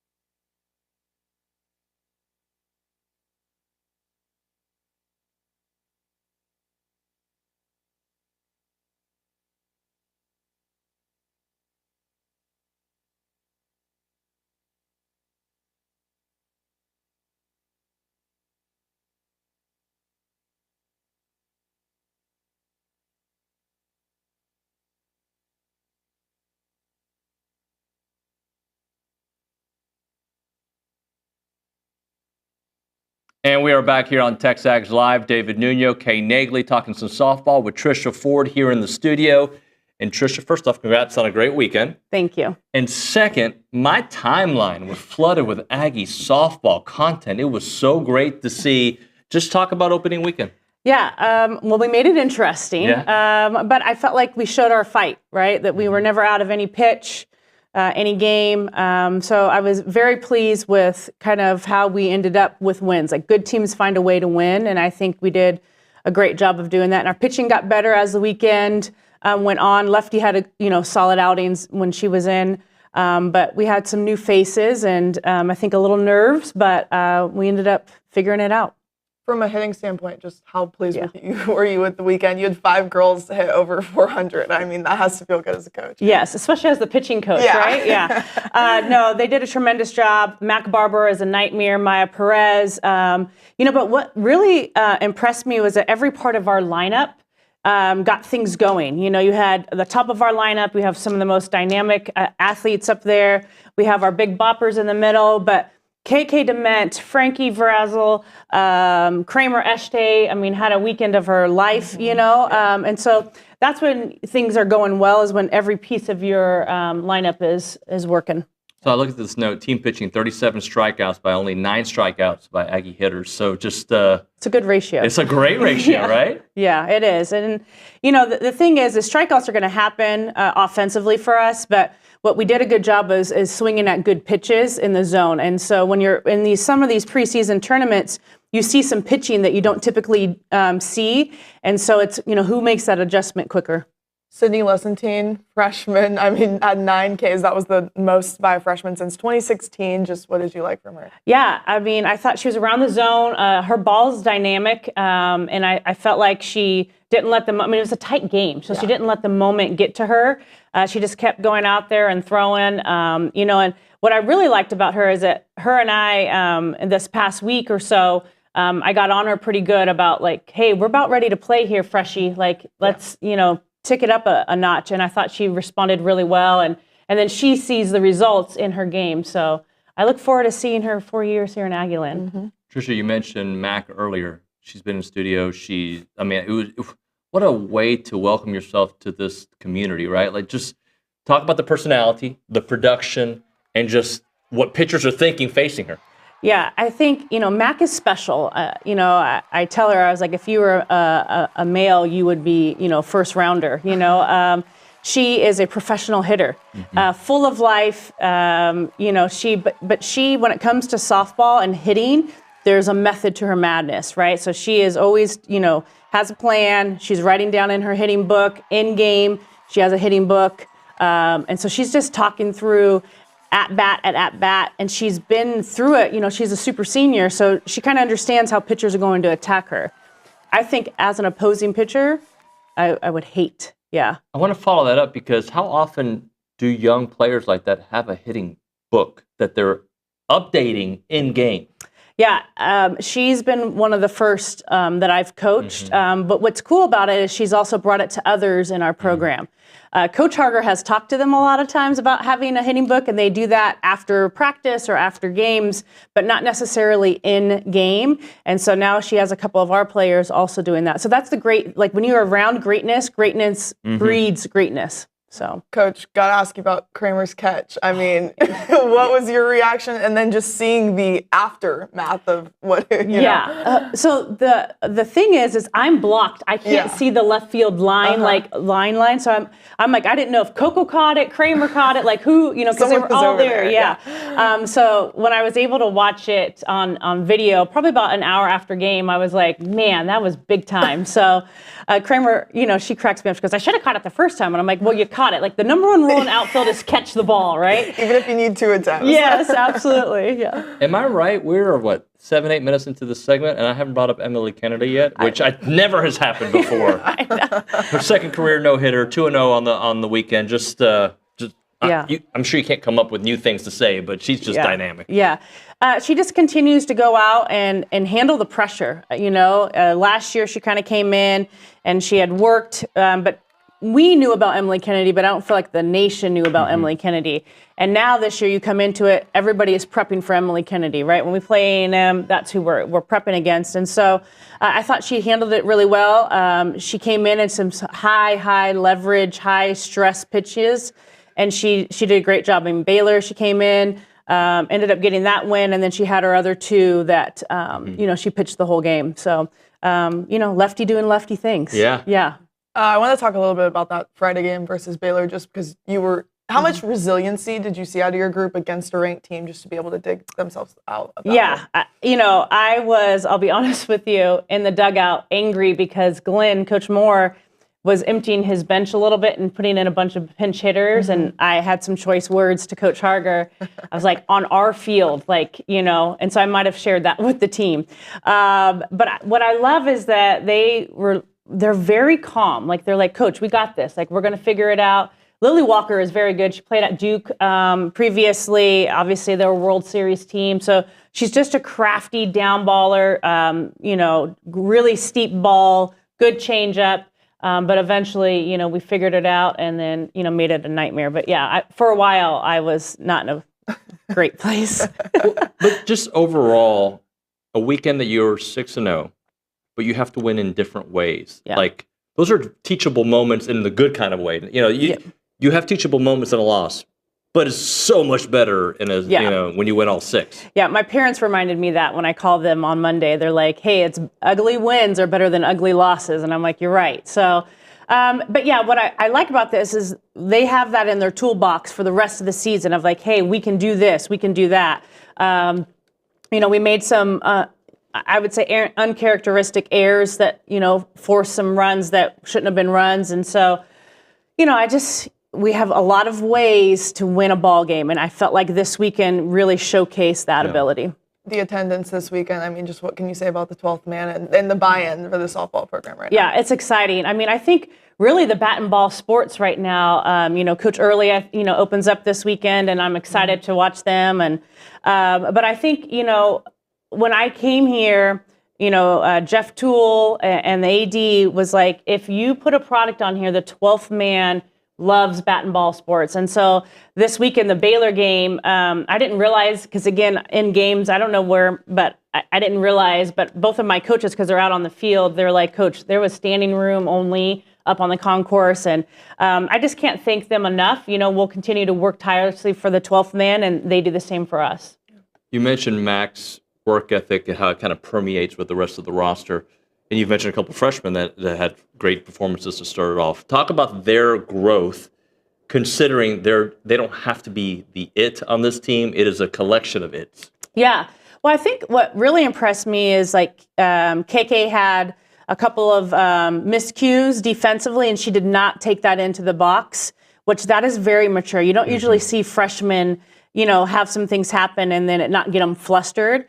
And Frankie, Amari Harper was playing right field. Amari Harper went out with a injury, and then Frankie stepped in, and it was next man up. And for me, that just shows a lot of maturity out of both of them that you don't typically see out of freshmen. Sure. So I'm excited to see what 4 years looks like with them. Yeah. You have so much depth, I feel like, in the lineup and also just your pitching staff. How nice is that when you have stretches like this upcoming week? You got it was 5 games in 4 days and then 6 in 4 this past weekend. Yeah, it's something that I haven't had in a long time, and it's nice because lefty, we were able to. We used her in high leverage situations, so they were still stressful, but she didn't have 7 innings against Baylor. And then, obviously we had opportunities to get Lessentine some innings. Kate Munnerlin came in and did a great job. Levitt. So we had a lot of kids be able to come in. Grace Sparks had moments of complete brilliance. And so we're just going to continue to get better and better. And so what's nice is that we're going to be able to win games in the circle in different ways. Yeah. Let's close out with this. Clearwater, what do you need to see? Tell me who you're going to see and what you need to see. Yeah, I think, Clearwater is tricky because you look at it and you're like, Wichita State, Virginia. Obviously, everybody knows Okie State is really good. UCF just beat Mizzou last night. So all of these teams, Charlotte is our last game, sorry. But all of these teams are very capable of winning and beating us if we don't come out and play. I think 3 of the 5 were postseason, or 4 of the 5 were postseason teams last year. So Again, that's the type of schedule we've put together. If we play our game, we're going to be all right. But if we don't, things can go sideways quickly. Trisha, thank you for rushing here during everybody today has been dealing with this weather. So thank you for coming in. I appreciate you. Thanks for having me. Yeah, we'll hit a break. We'll come back with a short segment before we hit the 10 o'clock hour with Recruiting Country's TexAgs Live.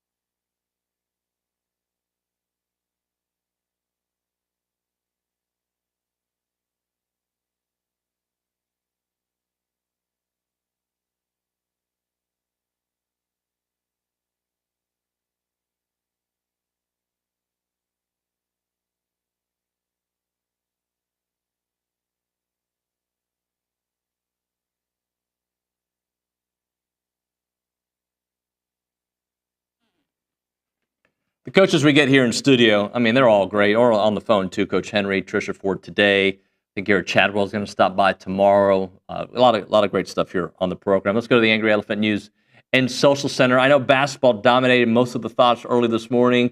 Kaylee, what do we have there? We have a text on the TexAgs chat from Calvin, and it says, crazy game, tale of two halves, looked completely out of kilter in the first half, shooting 25% on field goals, 10% on threes, and committing 10 turnovers. Looked completely inept. Second half looked like NCAA national champs, Jekyll and Hyde. Which one shows up for each game? Both.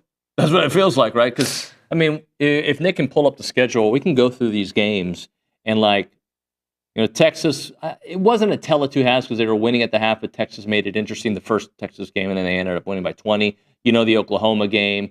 The Alabama game, that was a game you didn't hit your free throws. Kentucky hit their threes. LSU, tell of two halves, even though you felt good about it. it wasn't a great performance. Ole Miss, obviously, had to come back in that one. The Texas second game in Austin, you dominated the first half. You were horrible in the second half. Oklahoma goes as Oklahoma goes. South Carolina, a very similar vibe to that game. Like it was almost not, it just didn't feel like a complete performance. Missouri, we know how that one, you got up really big. Then Missouri comes back, takes a brief lead. Then you have to fight for it. And then this Georgia game. This is who Texas A&M has been through SEC play. It's very interesting that it is not a style I recommend, right? I would recommend 2 solid halves, but there is a method to their adjustments. And right now, let's watch it. And it is working. And not that I have my doubts. I just, when you play that many close games, like it becomes difficult. And the beauty about this team is they play their best at the end of close games. We'll hit a break. We will come back with Jason Howell. We'll have some SEC notes, plus Kendall Rogers. It's TexAgs Live.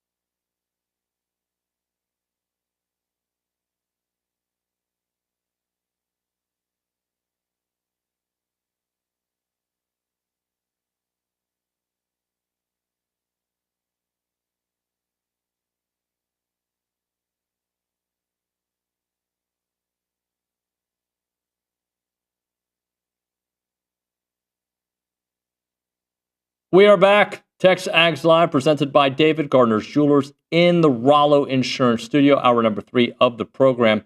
We should have Jason Howell on the program for Recruiting Country here in a few minutes. He's in the middle of doing something, so once we can connect with him, we'll get him on the program. That is brought to you by American Momentum Bank. American Momentum Bank is the only privately owned bank headquartered in Bryan College Station, and they're committed to helping our community prosper by offering you a wide array of personal and business banking solutions specifically designed to help you build a financial successful program with confidence and momentum on your side. Let's go to the Angry Elephant News and Social Center to buy us a little time. I know you got some SEC notes for us. Yeah, so one thing that I thought was cool was SEC teams currently occupy 18 of the 25 possible spots in the top 5 of national polls across men's basketball, women's basketball, gymnastics, softball, and baseball. And A&M is number 5 in softball and number 1 in baseball. Okay, so say this again. 18 of 25 spots. Across 3 sports. Across 5 sports. Across 5 sports. Okay, so let me see if I got this right. Because basketball, how many teams we have in the top 25 in basketball, Nick? We've got like 10? Yeah, about that? Yeah, something like that. I can give you an exact number in 1 second. And then baseball is littered with it. Softball littered with it. My goodness. Yeah, and A&M's number 5 in softball and number 1 in baseball. And number 9 and 8 in basketball, depending on which poll you believe. And was it 12 in the net? I believe it is. So. Yep, 12th in the net. What else do you have, Kaylee? So the SEC wraps up opening weekend on the diamond playing great softball with an impressive record of 73-6. The SEC also has 11 teams ranked in the top 25 in softball. 11 teams in the top 25 in softball. 9 in the top 25 in NCAA basketball. So I was wrong by 1. I thought 10. There's 9. I mean, you think about it. Think about that number. 9 out of 25 teams in the top 25, which is a voting thing, right, are in the SEC. What else, Kaylee? Well, I thought that the 73-6 record for softball was pretty impressive. But going back to basketball, the SEC is on a path to a historic 13 bids in the NCAA basketball tournament, with A&M being one of them. If this happens, it would break the record in a single year, which would be 11 bids from the Big East in 2011. Yeah, that wasn't too far back. It looks like it's trending in that direction. And I remember doing a show on that exact topic during the non-conference, right? Like we talked about it. I think it was beginning of December where we were like, is the SEC potentially going to get 11, 12 teams in? Because we were kind of looking, you know, Nick, if you have the standings up, we were looking at it before there was any SEC play, right? And we were kind of going down the list. We didn't know much about Kentucky, but we knew that Pope was going to have them going in the right direction. We knew Mississippi State was good early on. Vandy was a solid team. Georgia obviously had 16 wins, and they had a really nice non-conference. You looked at these teams like, man, they really may get Oklahoma at that point. I think even like South Carolina was like 10-1 or something. You know, they were looking, they had a good record. So, obviously didn't play anyone too strong, but still, like every team had like 10 or 11 wins. And that's when we thought Arkansas was no good, right? And Arkansas, when we look at Arkansas overall, you know, only 14 wins on the season, 3-7 in SEC play. They started off so poorly, and now they're starting to beat bigger teams.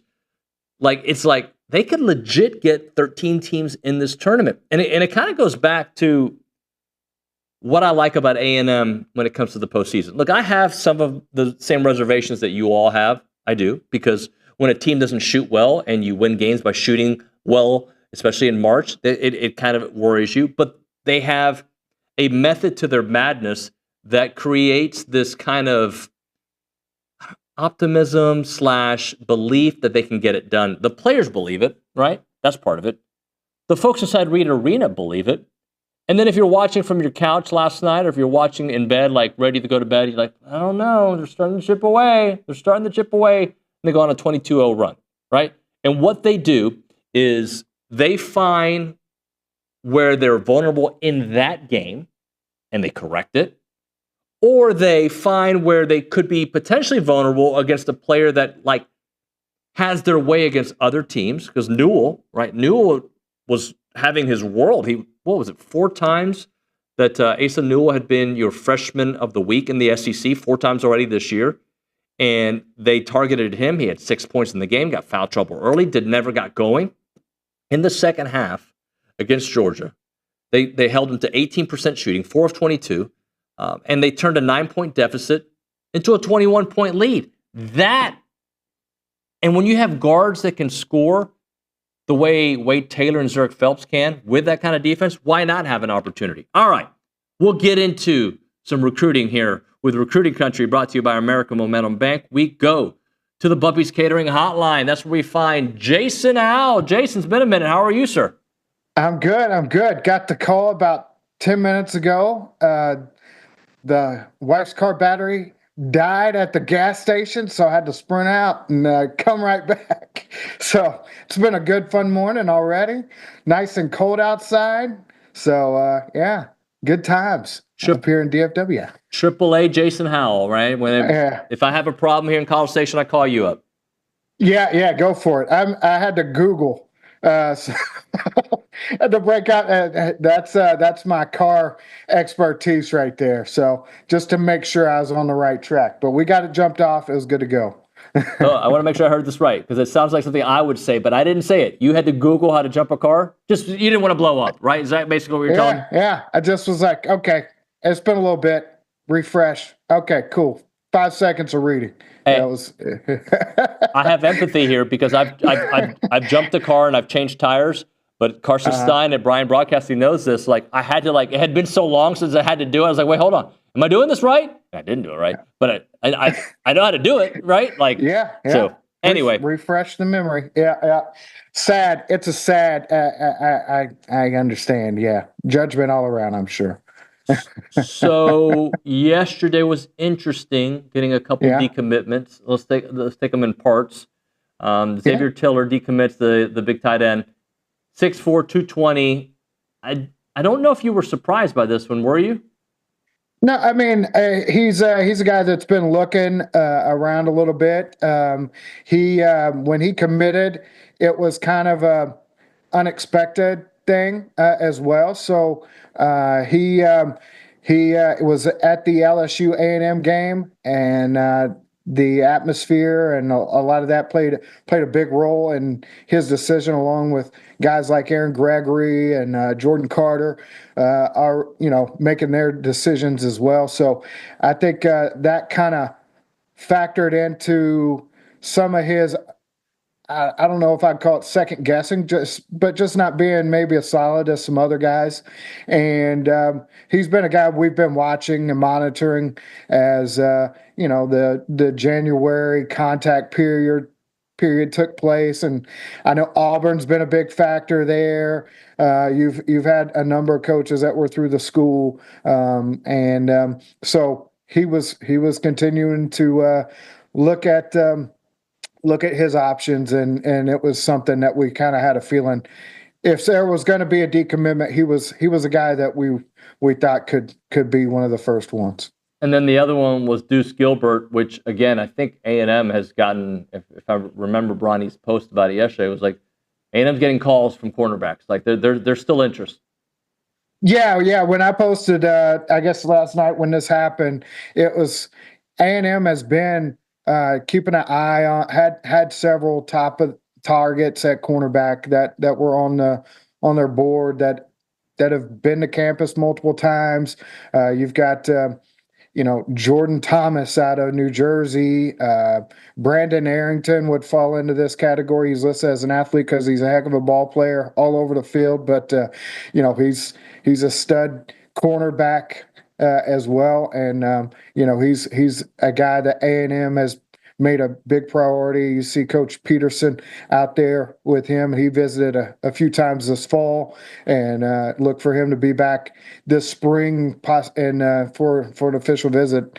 It looks like the Aggies are in line for one there, and you've got a number of different guys. Dorian Barney out of Carrollton, Georgia, and I mean, just because you see a departure from Georgia doesn't mean that they're not dipping into those waters. They're still very rich and doing a really good job in that area with Gregory and Carter. And Dorian Barney's a guy that's visited a few times. But yeah, Deuce, he's one of the earlier commits, but he has been, SMU, Oklahoma. He took a visit to OU's Junior Day. This is another one that we felt like, if there's going to be a decommitment, he's a prime target to watch. Talking to Jason Howell here on TexAgs Live. If you have a question for Jason about recruiting, just send it in at 979-693-1150. We can read that off the text line, or you can send it on the YouTube chat or the TexAgs chat. All right. So in the cycle of recruiting, decommits happen all the time, right? But early decommitments, to me, sound like maybe kids just weren't ready to commit, and they committed earlier than they were maybe. They still kind of want to enjoy the journey. Is that a fair way of, when you decommit this early in this cycle? Well, there's some of that. There's new interest that comes about. There's, maybe you're not feeling the love that you were earlier in the process. Maybe you see certain guys jumping on board or showing a lot of interest, and you're ready to take another look at the options a little bit. The good thing about it being so early is that you do have time to regroup. It's not like you're, dealing with a long street kind of situation where you're kind of scrambling there for a little bit and trying to get everything in order. And these weren't, like we said earlier, these weren't guys that we thought, these weren't big surprises. These were guys, these were situations that were being monitored, and when they happened, A&M prepared. Talking to Jason Howell here on TexAgs Live. Let's talk Helaman Kasuga, who is a name that I know our audience has grown familiar with, what his potential can be, and he's going to be busy here with the 7-on-7 circuit. Yeah, he was in action this last weekend at the Pylon in Las Vegas with Miami Raw. It's an Adidas program out of the Miami area, but he's connected with them and doing this was, I think, his first tournament back since his injury. So seeing him out there throwing the ball around and leading the team was a good thing. There's a lot of clips out there on Twitter and things like that, and he'll be in Houston this weekend for a Shock Doctor tournament. So we'll definitely have somebody out there taking a look. I think Cade's going to make his way out there to get a firsthand look at Helaman as he's tossing the ball around, and should be. He's looking like he's gearing up for a big spring. I know he's got some Elite 11 plans and some things like that. So, but it is a good first step for him to get back in some action there, 7-on-7, throwing the ball around, and looking good, man, looking sharp. For those who don't remember what his game is like, kind of give us a description of the way Helaman plays. Yeah, I mean, he's got a big, strong arm. He can make all the throws. He's a pass first, dual threat quarterback. He's very quick processor, quick release, and throws with a lot of accuracy. He only played in 3 games this fall with Corner Canyon, but put up some monster numbers. Him and Jerome Miles connected really, really strongly in those games and put up some monster numbers. But yeah, he's a guy that, not the biggest guy, but he brings a lot of versatility and athleticism to the position, along with a strong, accurate arm. Their relationship, how important did it play a role in Helaman thinking about A&M, and also, Jerome thinking that he wanted to stay with A&M? Well, I mean, actually, Helaman committed before Jerome, and Helaman played a part in Jerome's decision. He described himself as being kind of an annoyance in Jerome's ear throughout the end of his recruitment, and I mean, it definitely helped having a guy in Jerome's ear that he could hear the hear the sentiment that he was wanted in Aggie land, and I think it helped definitely. He there was talk at the Navy All-American Bowl where we saw him, and he was talking about how the chemistry he already has, and having that bond there was definitely a factor that helped him go ahead and jump on board with A&M. We have some official visits coming up. Just give us a little details of what we can expect. Yeah, this official visit schedule is starting to come out. You're seeing a lot of these guys look for the actual officials to take place more towards June. The month of June looks like it's going to be a busy one for Texas A&M. You're going to have a lot of spring unofficials, and we look for those to happen around spring practices. But you're seeing guys like John Turntine announce that they're taking official visits in June. Drew Evers out of Flower Mound, another big offensive lineman from the DFW area. With strong Texas A&M ties, announced yesterday that he's got a visit June 20th, and you've got him coming from out of state, in state. We're trying to keep track of them as best as possible, but there's a ton of them starting to that fill out their schedules, and A&M's already starting to see those visit weekends get real populated. I think I saw you post about Markel Ford, a guy just to keep an eye on. Nothing official, but somebody you could see A&M trying to get an official visit. Yeah. No. So Dede is he's a guy that he's committed. He pledged to the Aggies this summer. I know he's super close friends with Deuce, who just decommitted. They were defensive backfield mates there at Mesquite Horn before Deuce transferred over to North Forney. And I know SMU and Oklahoma are two schools that are going hard after both. A&M, I look, he's talking about how he's going to be back on campus. Like I said, he visited Oklahoma for Junior Day this January. Didn't get to make it to A&M, but when we talked last time, he was excited about getting back on campus. A&M went out to Mesquite Horn and made sure to get an eye on him and talk to him. We'll see what happens there. But, yeah, I expect him to be back on campus this spring and line up an official visit as well. Jason, we'll hit a break. We'll come back with more. I got some questions. I know you had your awesome yearly Super Bowl Texas Roundup. We'll talk about that on the other side, plus some other questions for you because I know you're going to be staying busy. Right now, we're talking Caldwell Country Chevrolet, Highway 21 in Caldwell, online at CaldwellCountryChevrolet.com, stocking up on new vehicles for a wide selection of those vehicles. You can take a short drive to save money without any dealer add-ons, plus free oil changes on every new or pre-owned vehicle purchase from Caldwell Country Chevrolet. They are now a business elite dealer, so they can help get vehicles for your small business or your commercial needs. Reach out to them and find out what everybody in this area knows. They are the number one place to go when you're looking for a new vehicle. They'll take care of you when it comes to the pricing, the trade-in value, and of course, the amazing customer service.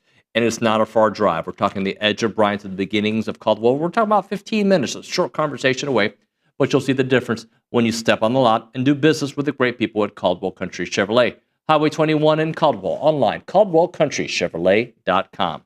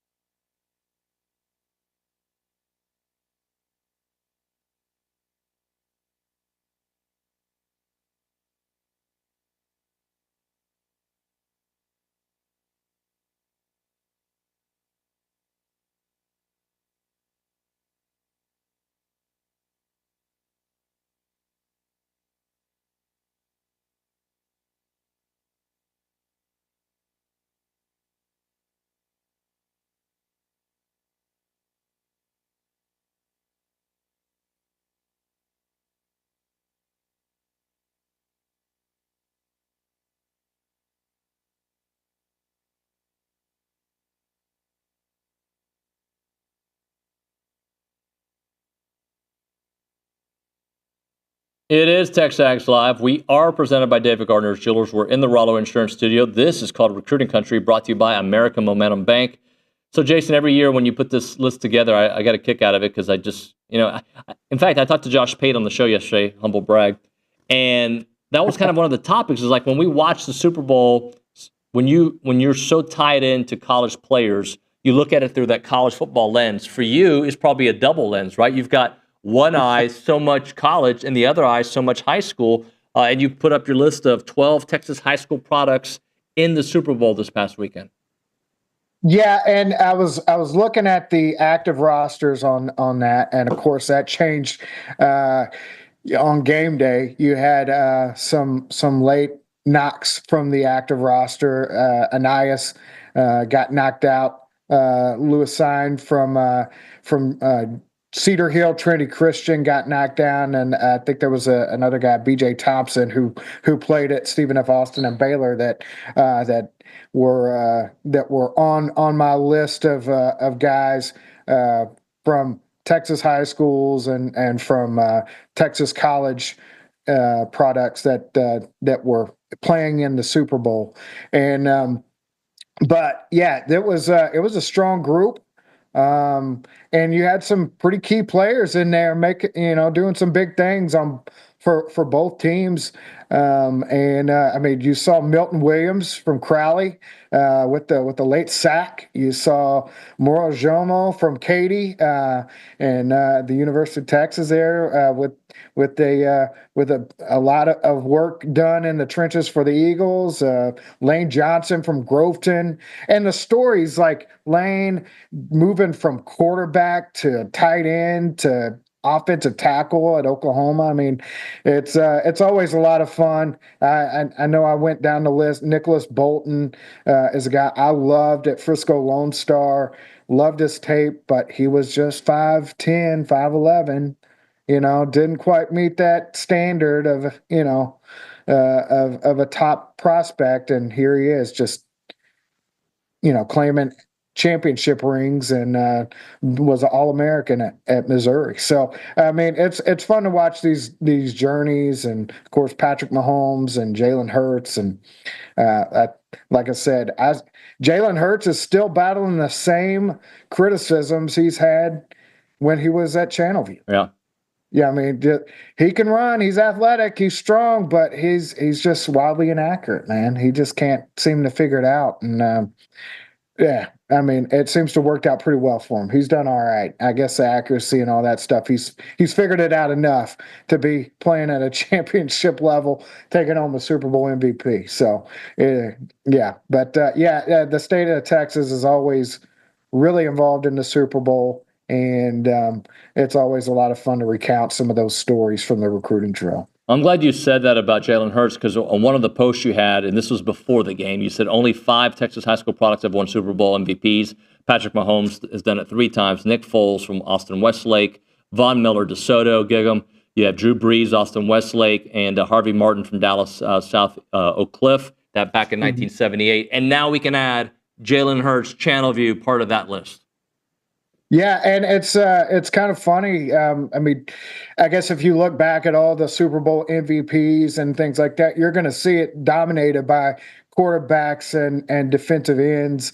But those are the only 2 positions that have won the Super Bowl MVP from the state of Texas. And I thought it was really interesting that 2 of them played quarterback at the same high school, and the 2 defensive ends came out of the Dallas area and the same, proximity of the Dallas area in DeSoto and South Oak Cliff. Sounds like you're taking a shot at Houston. That's what it sounds like to me. They got to step it up, man. They got to step it up. I mean, Channelview gets one in the books, but I mean, that's just one. That's just one out of the crew. East Texas in there strong with Mahomes. You got Central Texas with Austin Westlake, and then DFW leading the charge with those edge defenders. Hey, the Under Armour Dallas this weekend. I know that there's not a lot of details just yet, but just kind of set up the scenario. Yeah, it's always a really strong camp. We typically get several interviews out of the weekend, lots of headshots. It attracts the best of the best from the state of Texas and around the region. So you'll see some Oklahoma, you'll see some Louisiana and New Mexico and Arkansas. But yeah, you're going to see quite a few guys. I'm assuming you'll see quite a few Texas A&M targets, guys with offers in the 26. You may see some 28s in there, but the overwhelming majority are going to be 26s and 27s, and it's just always one of my favorite camps because there's so much news that comes out of it, official visits, leaders, top fives, all that kind of stuff. And you get to see a number of these guys go, compete against like competition, and that's not always the case with some of these guys. So the offensive line is going to do those one-on-ones, and they get a little physical and nasty. So I look forward to seeing some hurt feelings and some, a little bit of scuffle action out there in the trenches, and watching those DBs and receivers go one-on-one. It should be a lot of fun out in Melissa, Texas. So we're excited. That's going to be one of the newest facilities in the state of Texas. It's huge. They've got a massive indoor. They've got some really nice, well-manicured fields right outside the indoor, and it's all right there, real close. So the action shouldn't be hard to see. Whether you're inside or out. Jason, before I let you go, over the next month, what can we expect, or what are some things to have our eyes on? Well, you're going to have spring practice coming up, and you're going to have a lot of top prospects making their way to campus. You've got that's going to be the big thing.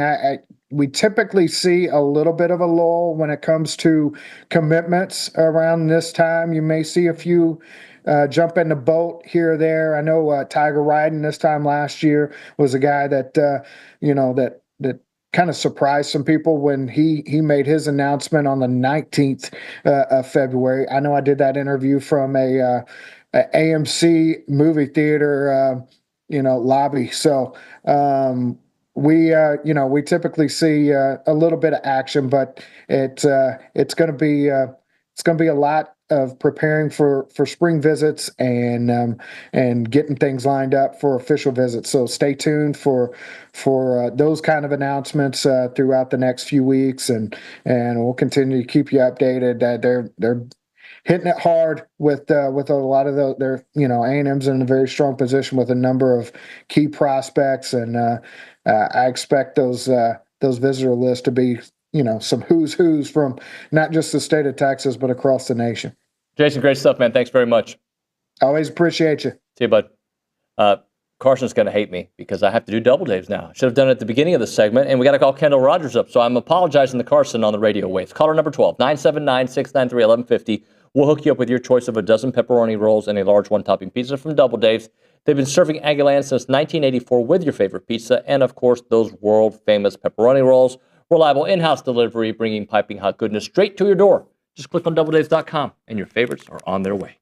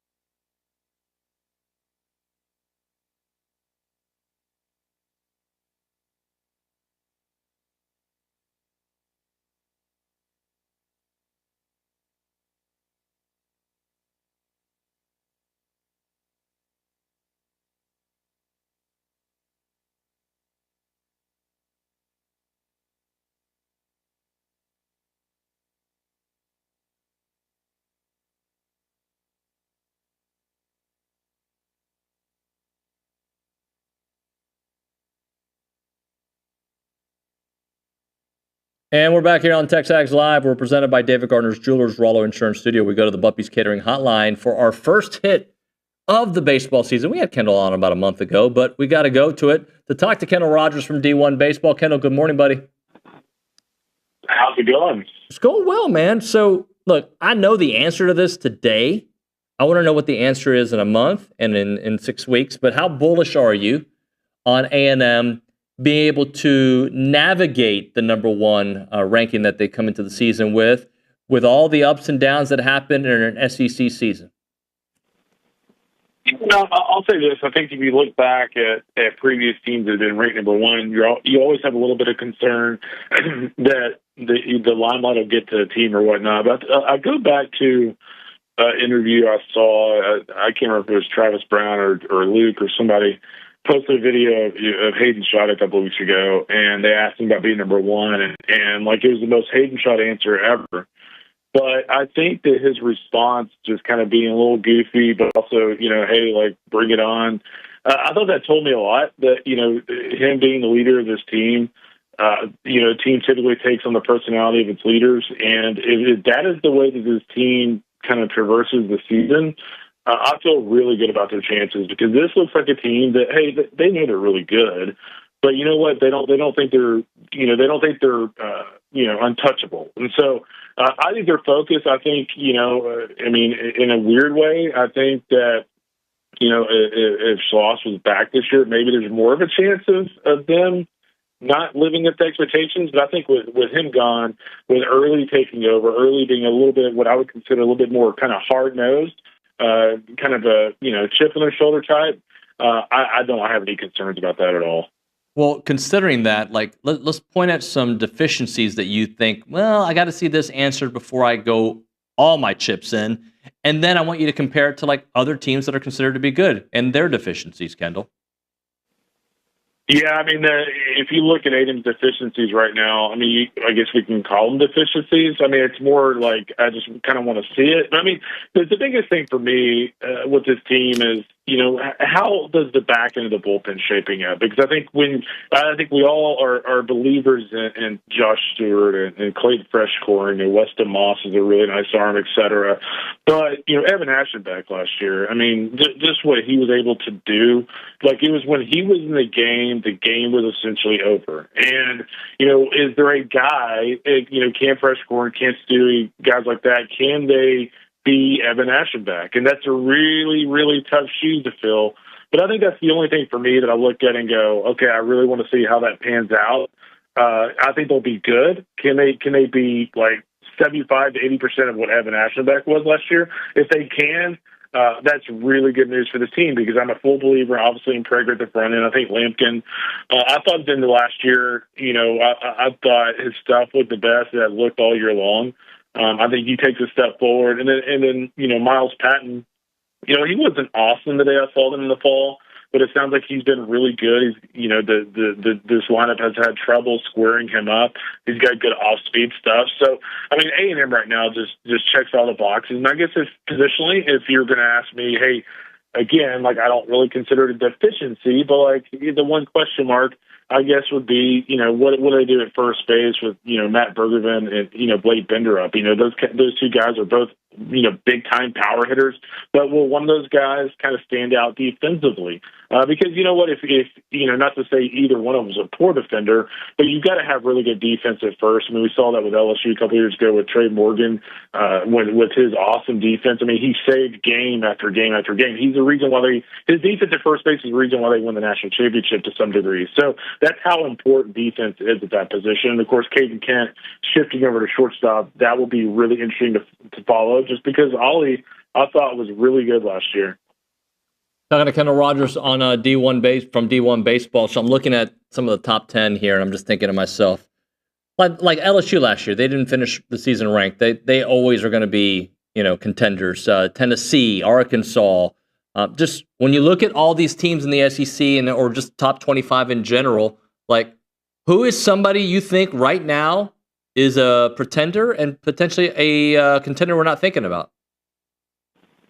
Yeah, pretender, the one team I feel like that we ranked in the top 10 that I'm kind of like, yeah, I don't know about them, is Florida. I was much more bearish on them than a lot of our staff. I just think we look at Florida and, remember, this is a team that, basically finished 500 going into the postseason last year. Yeah, they went on a run and got to Omaha, but think of how often, whether they, it was the A&M series or other series, how often they relied on Jack Caglione. He was their Sunday starter, and he was the guy that they literally just relied on offensively day in and day out. So I'm very skeptical on Florida's ability to replace Jack this year. I don't think anybody replaces Jack Caglione, but just to even get a fraction of his production back, I'm just very skeptical on that one.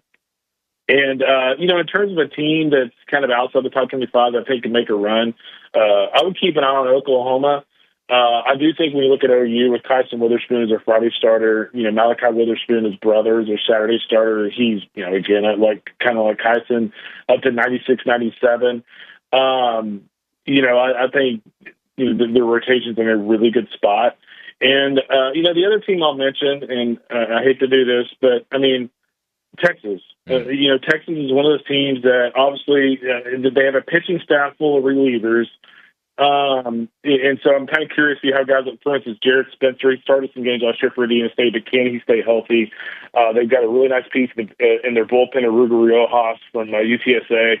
And then offensively, they didn't hit against A&M last year in the regional, but Jalen Flores back in the mix, Max Blue back in the mix. I think Will Gasparino takes a step forward. So I will say this about Texas. They remind me a little bit of Jim's first team at A&M. Think of that year and how much A&M relied on Jacob Polish at the back end of the game. I think the margin for error for Texas is really small this year, but I think they'll be very offensive.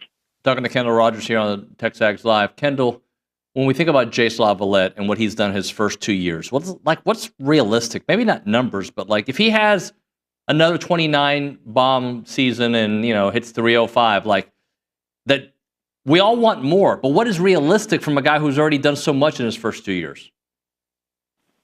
The crazy thing about Jace is I think he can be way better. And what I mean by that is if you look at his strikeout total last year, you look at his overall average. This is a guy that I think this year will hit 330, 340. He can hit more bombs. I would think that Mike really wants to trim down his strikeout total, especially, not that Jace is looking ahead of the professional ranks, but as you move ahead of the professional ranks, you definitely want to get that strikeout total down. I think the biggest thing for him is just being just a little more consistent overall. But again, it's just it's like taking, I don't want to compare him to Jordan, but it's like taking a NBA All-Star and go, you know what, I would like his shooting percentage to go from 60% to 70%. It's being very nitpicky. But I talked to early at the end of the fall, and he said I think he had 2 weeks that he was able to actually do some stuff in the fall, and he was like, yeah, he's gotten much better. And I'm sitting there thinking like how in the heck can he get much better? So I'm excited to see him. How do you think the catcher position shakes out? Yeah, it's a great question. I think that what they'll likely do is probably platoon. Harrison and Galloway. And I'm not going to discount Jamal George too, just because of his athleticism and things like that. I think they'll platoon those guys early on and just see kind of who takes charge. Those two guys are different. Bear Harrison, I feel like, is a little bit more powerful. Galloway, my understanding is a little bit more defensive. At least he was at USC. And then Jamal George is kind of a Swiss Army knife. The guy that's really interesting to me right now that I'm actually kind of excited to at least watch a portion of A&M's game this weekend, even though I'll be in Arlington, is Terrence Hill Jr. This is, with Caden Sorrell out this weekend, he's going to get a lot of playing time, and it sounds like he's a guy that's just been electrifying. If he can just get on base, he's pretty special. So, let's say he has a big weekend against Elon. If you're Mike, what do you do with him? So I think as many returning pieces there are for this team, I'm pretty excited to see all some of these new pieces, Gavin Cash included. He was the best hitter I saw the day I was there in the fall. Granted, Jace and Gavin were not playing, but he was the best hitter the day I saw him in the fall. Caden Kent really took off at the end of last season, and they needed him to with Braden Montgomery's injury. So he's a name that I feel like doesn't come up often in discussions, but a guy that was, they don't get to the, an inning away from winning a national championship without his contributions at the end of the season. Yeah, let's not forget at the very end of the game in Game 3 against Tennessee, he really put a really good hit on the ball there late and got it, put a charge in the ball. So, I think the biggest thing for him, I think honestly, if you're Mike and if you're Caden, I think the best thing ever would be for people not to really be talking about you because I think you look back at last year, you look ahead to this year. He's going to be in a different position. Last year he kind of snuck up on people. At the end of the year, nobody was expecting him to be that good. This year, every weekend they go into, people are going to be like, okay, we got to watch out for this Caden Kent guy. So I think the approach against him from a pitching standpoint is going to be a little different. So there's no doubt he's going to have to step up. But, he was, it would be easy to look at the last month of the season and go, yeah, it's a blip on the radar screen. But, I mean, this is a guy that also rates in summer ball, was pretty good in the fall. And so I expect him to take a very sizable step forward. What do you make of the rotation with obviously Prager back and Lampkin having his resurgence? How do you see the not only the rotation shaking out, but just how you feel about it? I know Early already announced this weekend, but just how do you feel about it for the most part? Yeah, I mean, Prager is like the most sure thing ever. I mean, you know exactly what you're going to get every single time he's on the mound. He's going to be rock solid mentally. Going to have really good stuff. I mean, Lampkin, I mentioned earlier, I think he takes a step forward. I thought his slider at the end of last year, especially in Omaha, was really good. And then I'll be interested just to see the number 3 spot. I mean, obviously, Mike is really high on Miles Patton. I really thought at the end of last year, I think it was that 3 or 4 inning stint out of the bullpen. I really like what I saw from Caden Wilson at the end of last year. I was a little surprised to some degree that he wasn't starting. At the end of the fall, like Mike wasn't anticipating him starting to begin the season. I like him stretched out a little bit, but I feel that the number 3 spot is a little bit more for grabs than maybe it looks.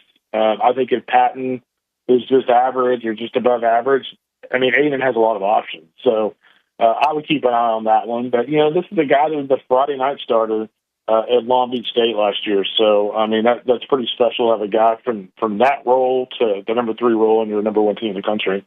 Kendall, great stuff, brother. Thanks so much for your time.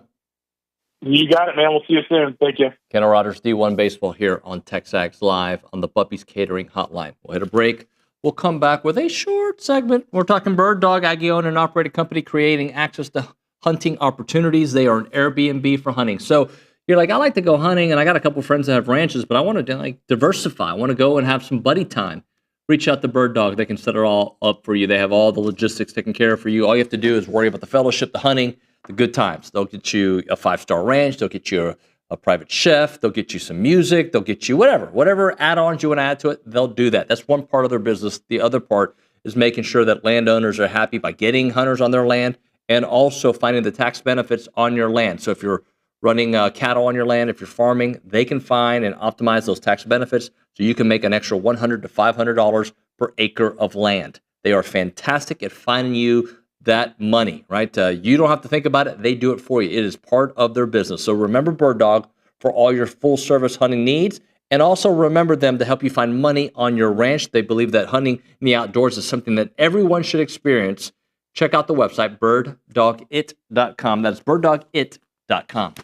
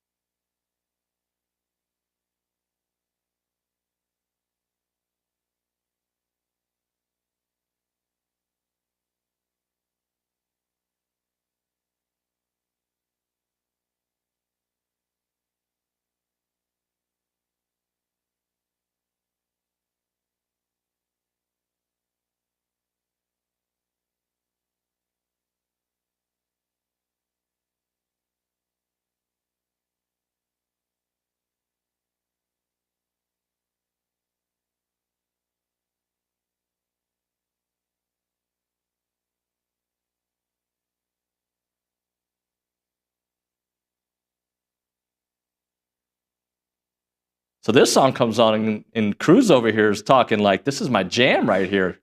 It's TexAgs Live, presented by David Gardner's Jewelers, Rollo Insurance Studio. Final segment of the program. We got 2 minutes left, so we go to the Angry Elephant News and Social Center.